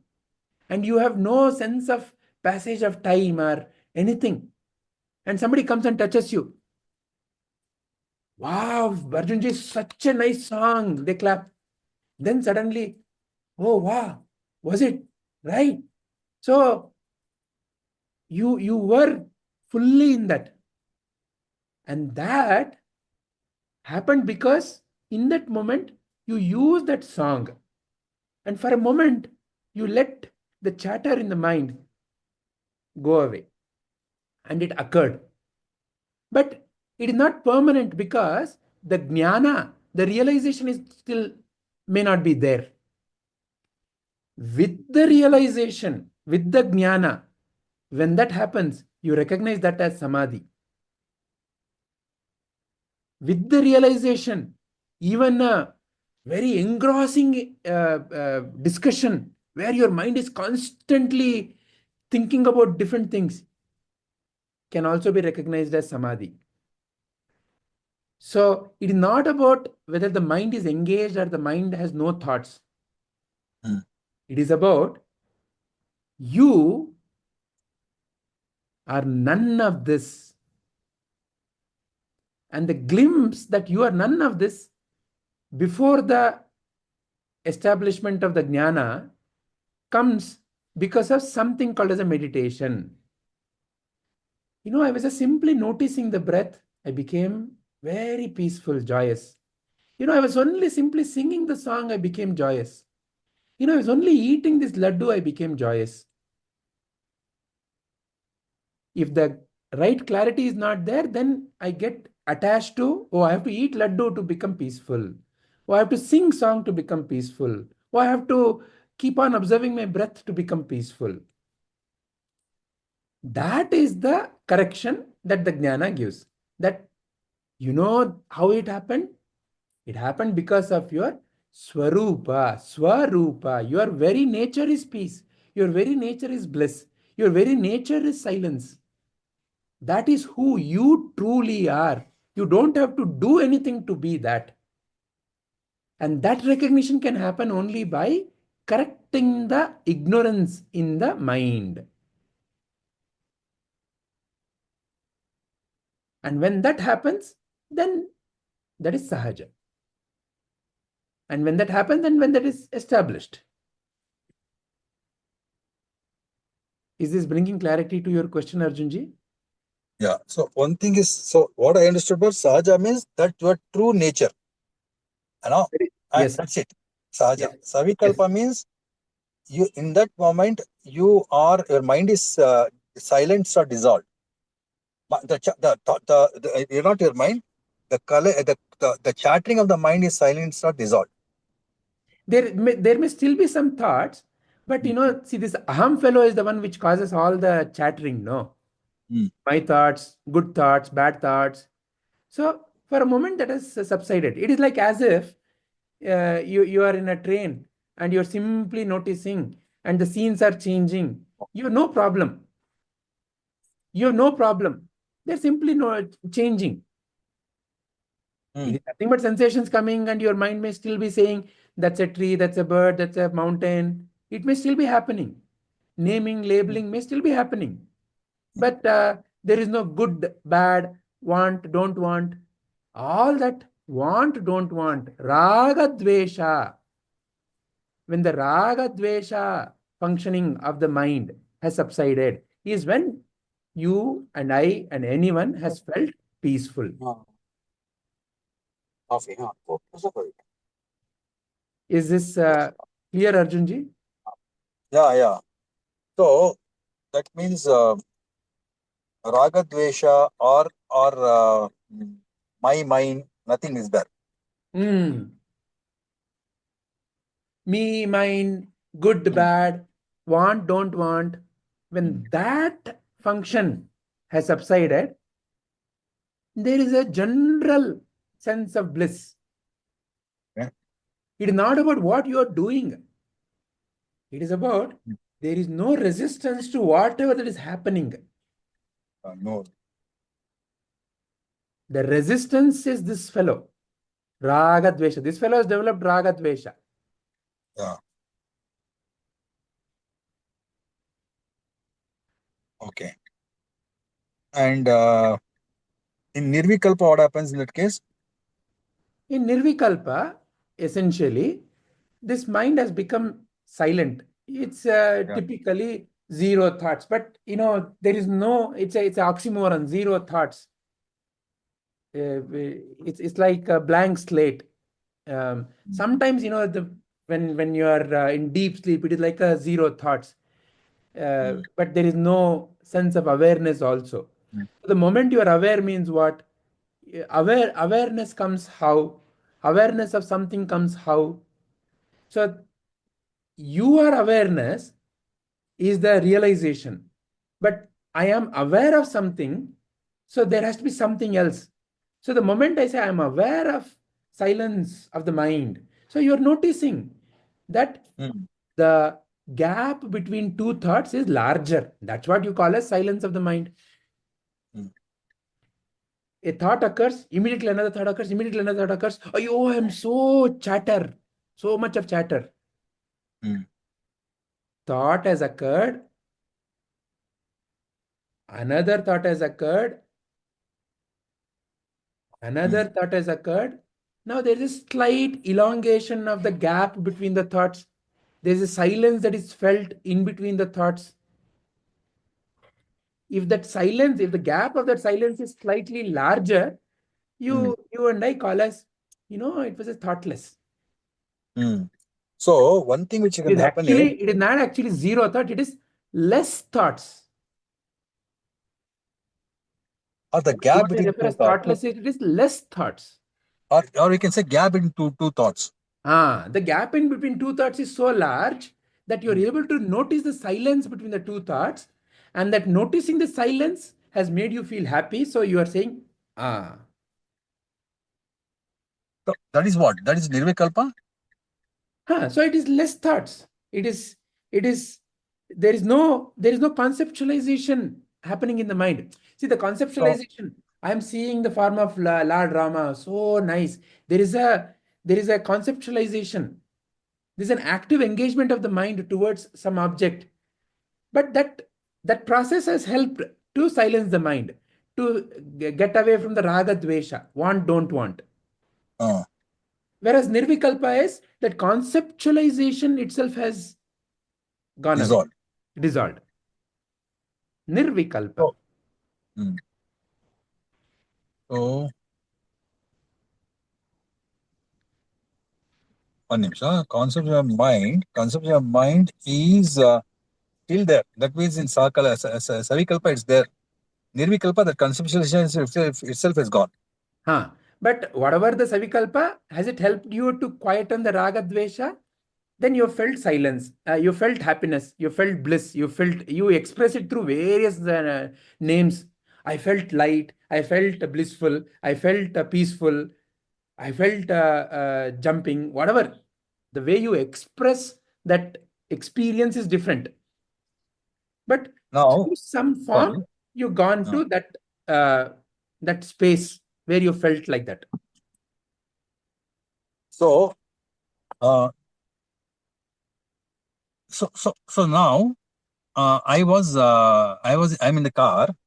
So the car had stopped. Usually I switch off the car the moment it stops. Okay. Now I was so engrossed in what you're saying, I just left it to be on. In a way, it's a waste of energy or the fuel. But I was so engrossed and I did not feel bad about that and switch off. Okay. So in a way, I can say that I was in Savikalpa Samadhi. You are completely aware that the machine is running. You're completely aware that I'm listening to this conversation. You're completely aware of all the changes that are happening. See, what is life? What is that you and I call as life? Nothing but various sensations coming and flowing in front of you in a screen called mind. That is what you and I call as life, fundamentally. And that is nothing but a stream of changes. When you and I have no resistance to that stream of changes, in some cases, there may be a lot of changes appearing in front of you. In some cases, very less changes appearing in front of you. If you keep your eyes closed, the streaming of visual sensations will stop. When you put a earbud, the streaming of auditory sensations will reduce. If you put a nose clip, bad idea, because after 1 minute you will not be there. So you cannot do it. So you cannot really switch off the sensations. But rather the sensory organs cannot be turned off. So therefore, the simplest thing to do is to simply let the sensations come and go is the first form of the meditation. And whatever the forms that the sensations are bringing is a conceptualization that is occurring in the mind because of the conditioning that you have. The moment you see this, you may call it as picture of a blue bird. A person who is well trained in birds may call it as a sparrow. A little child may not give it any name at all. All depends upon what information you have, what conceptualization you have formed. But for all the three, it's a streaming of that sensation. And during the streaming of the sensation, am I seeing the labeling, no labeling, knowing, not knowing? Am I simply able to see without any judgment? Then I am in meditation. If I am judging, good, bad, I don't know. Why I don't know? Shouldn't have been like this. Wrong. Is a judgment. And when the judgment is happening, I have become that, whatever that object that has streamed in front of me. So I'm attached to the object. So that's all meditation is to initially as a practice to help you see that you are not what is streaming in front of you. As an initial practice, you are not what is streaming in front of you. You are like how you said yesterday. Have you become the sponge, or are you simply a mirror? Observer or observer? Are you an observer or an absorber? In front of you, so many changes are happening. Are you an observer or are you absorbing? So if you are an observer, as an initial practice, Sadhguru says, be an observer. Who is being an observer? This fellow. Whoever you think you are is being an observer. I am meditating. I am noticing. Slowly, as this observer becomes little quiet, and he starts coming to Sadhguru and says, today I had such a blissful meditation, 40 minutes. I'm now so peaceful. Somehow magically my life situations are becoming better. Good. But you know what the truth is? This observer is an illusion. And when that observer is an illusion is realized, then that is Sahaja. And what? That is Sahaja and also Nirvikalpa? Because there is no conceptualization. You are not anymore engaged in the conceptualization of the mind. You are able to see the conceptualization part of the mind. Mind will still construct things. And you are able to then pick and choose whether this construction is okay or this construction is not okay. But it no more gets perturbed because it is no more me. So, Ivaga, one example. Let us say I am, somebody asks me to, sing. Then I'll say, I will sing. Now, that I is a concept which is like I am, that comes from I am the body, mind, and intellect, let's say. Okay. More than that, I am a singer. I am a singer thought is there. Okay, I'm a singer. Okay. If let's say, for example, if you ask at the same time the same question to maybe me, I will say, no. My voice is so bad. If I sing, only donkeys will listen to me. So then I'll say, I'll sing. Then I'm a singer. Okay, that's sing. Now, once I start off, then that means you get engrossed in that singing, where you do not feel that you're singing. There's a song which is coming. That's it. And that is the Savikalpa Samadhi. That is, the concept is there still. But at one point of time, as long as there is a subtle concept that I am singing and I'm able to see, oh wow, so nicely it is all happening. There is still a subtle aham, right? Correct. That is Savikalpa. Then what happens at one point of time, I also do not know what is happening. Nothing is known. It is just I cannot explain what is there. That's it. There is simply happening. Happening. And that is Nirvikalpa. The whole thing has become so seamless. There Seamless. is no thinker who has to think about what should I sing. It is simply Exactly. No thinker, no thought. you say no. Oh, it just was a flow. Mm. It was just a flow. Flow means what?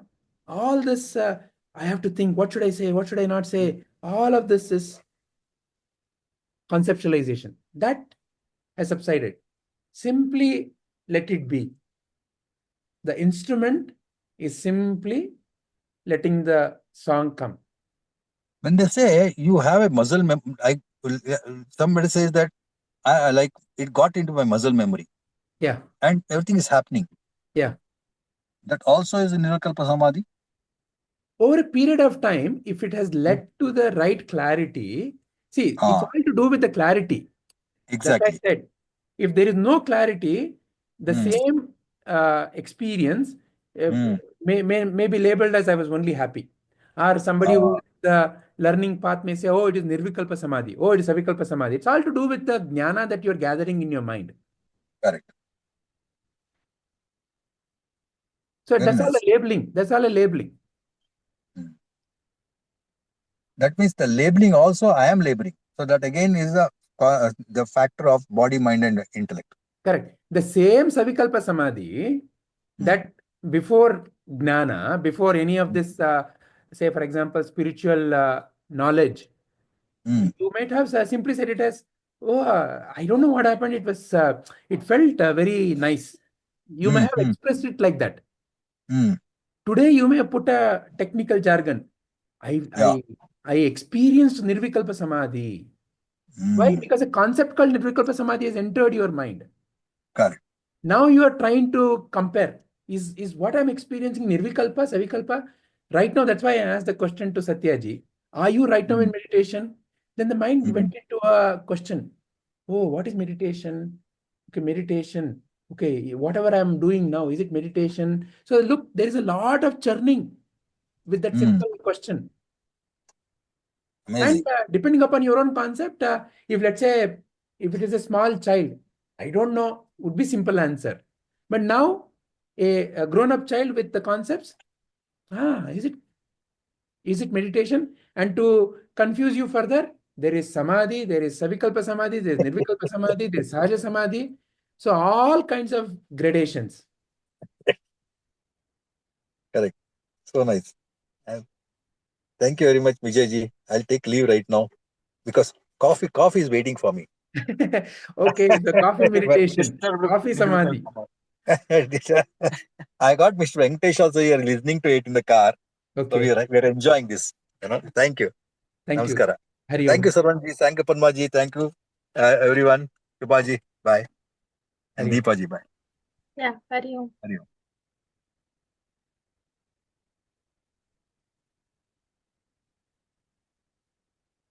Anybody wants to add anything more as it brought clarity to our fundamental questions?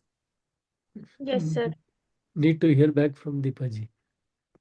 Deepaji, what is your viewpoint?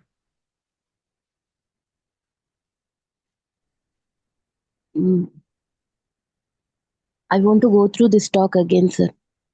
Sure.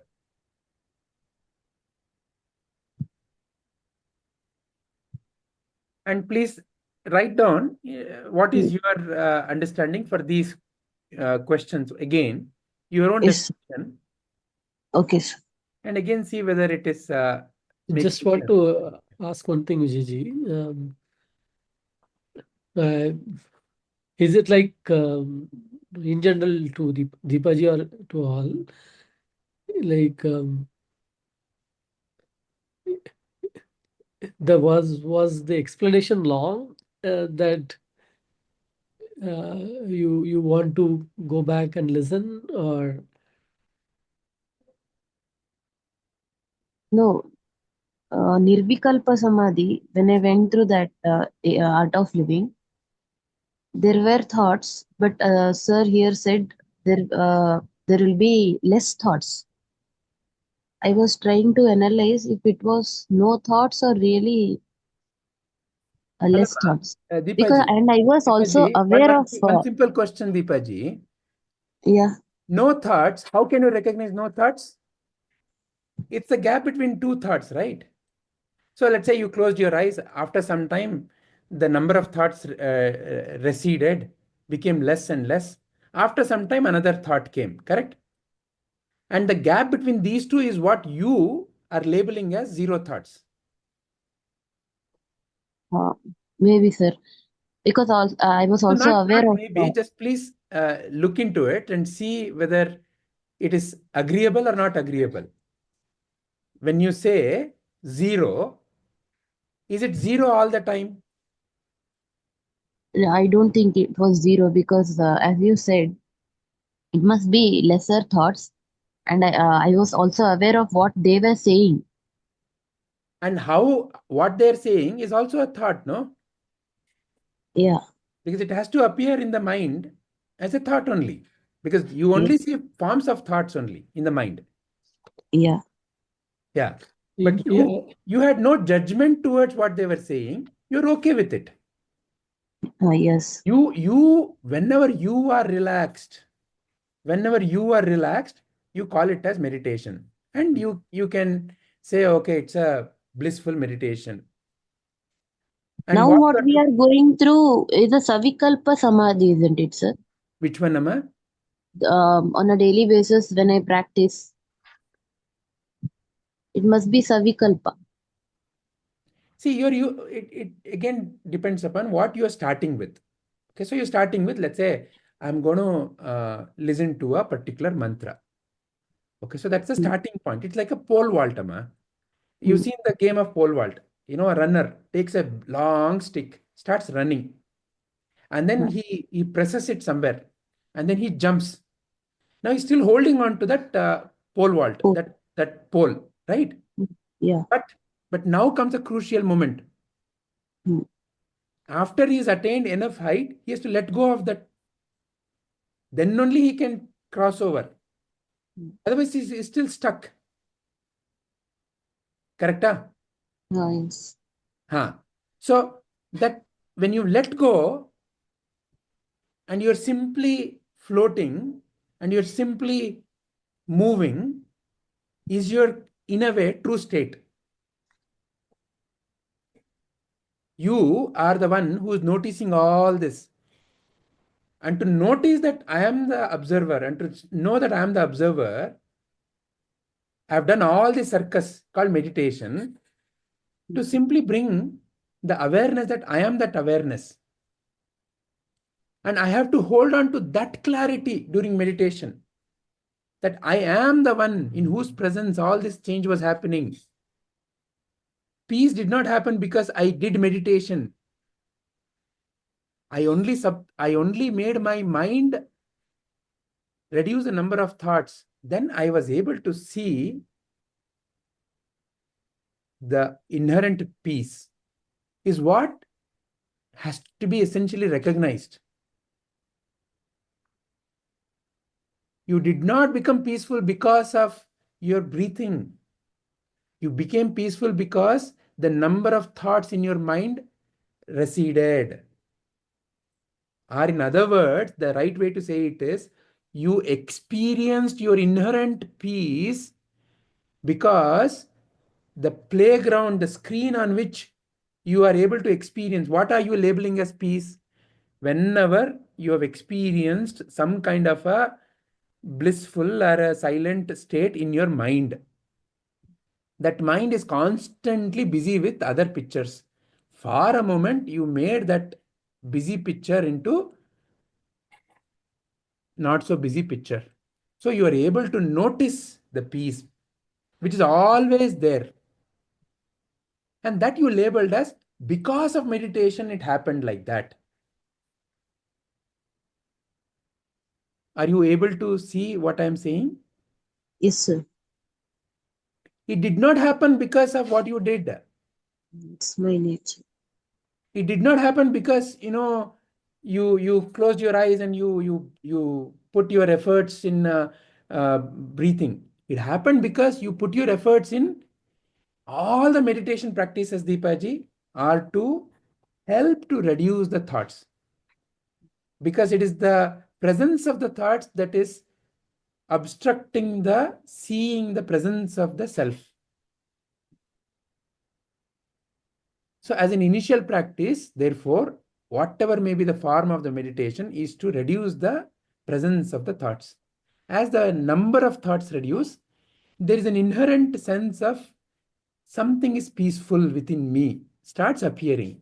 Then with the right clarity, you can see that, oh, I am that only. I am of the nature of peace. To bring that right clarity, the mind has to really see that I am none of this.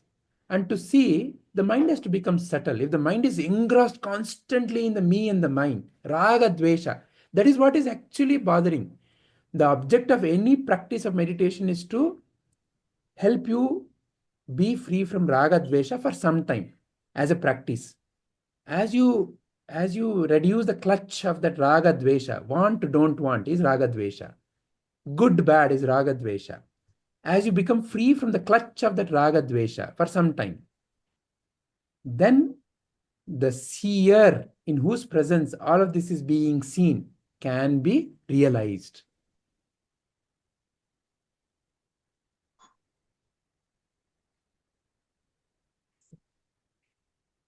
Can I just add, or maybe it's my understanding that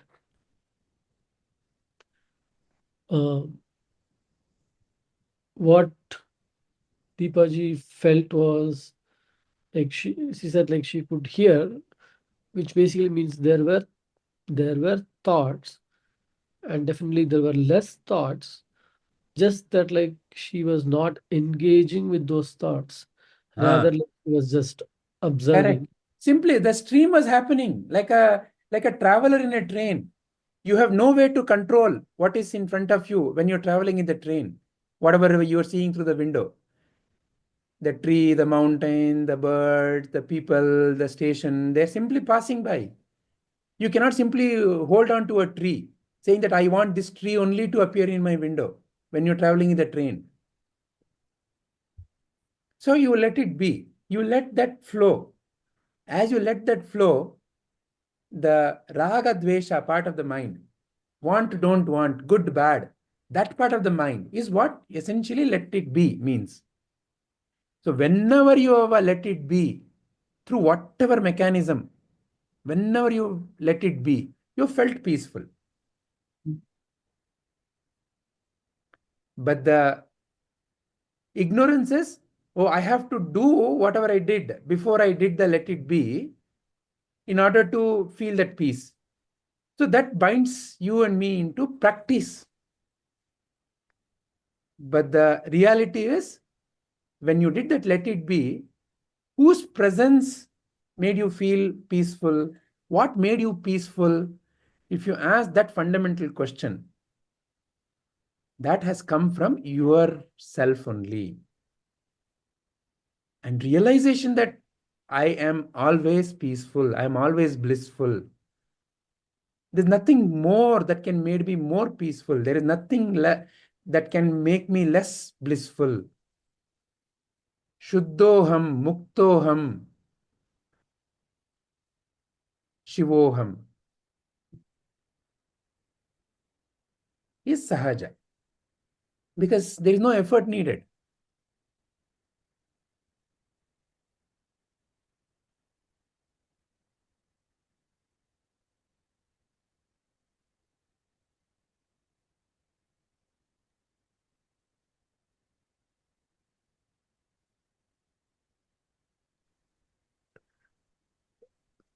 Also, that like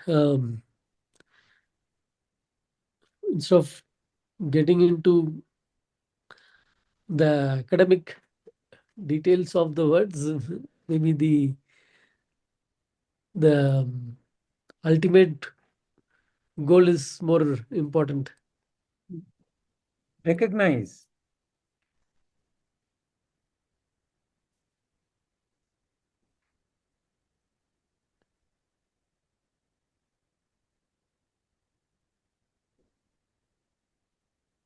There is Thank you, Sarvananji. I actually was going through all the videos again and again throughout these many days, and I think it is helping me. As you said, whenever I was getting time, I was going through the video. Yeah. We are just replacing general thoughts with the Vedantic thought. Let's maybe end our contemplation by listening to this song for a few moments.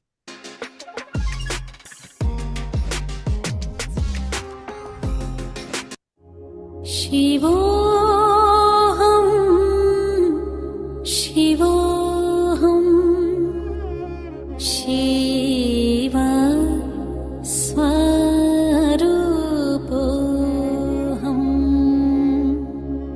Shivoham, Shivoham, Shiva Swarupoham,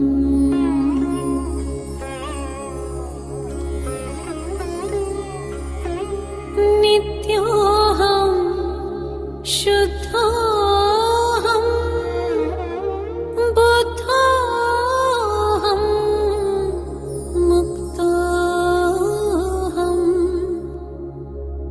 Nityoham, Shuddhoham, Buddhoham, Muktoham,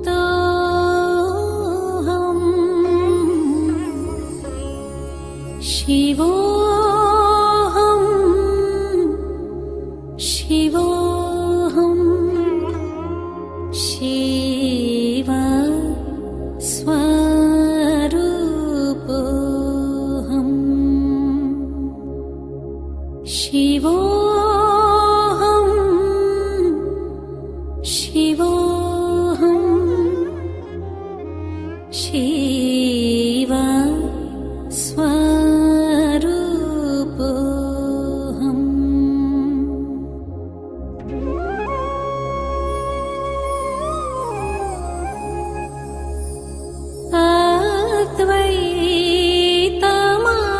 Advaitamananda Rupam Arupam, Advaitamananda Rupam Arupam, Brahmoham, Brahmoham, Brahma Swarupoham,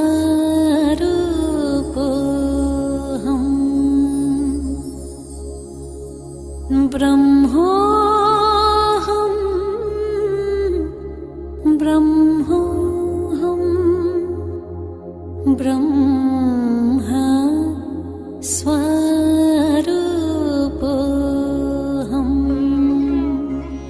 Chidoham, Chidoham, Satchidanandoham,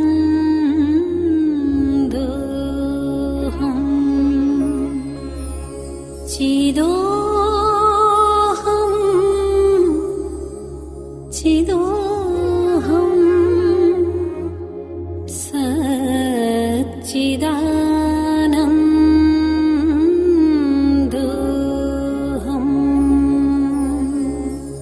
Shivoham, Shivoham, Shiva Swarupoham.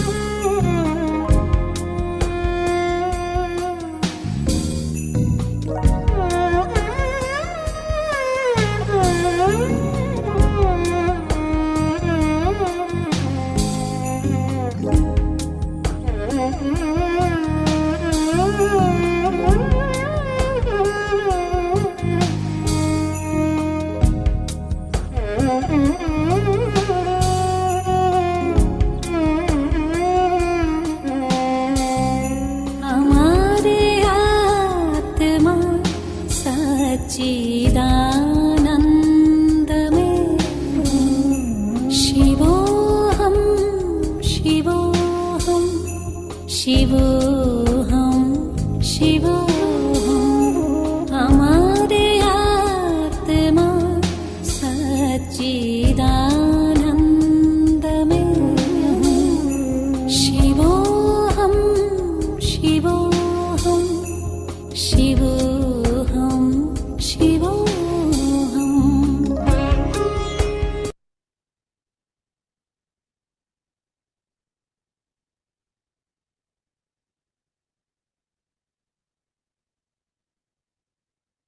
Will we end our today's contemplation? Is there anything more?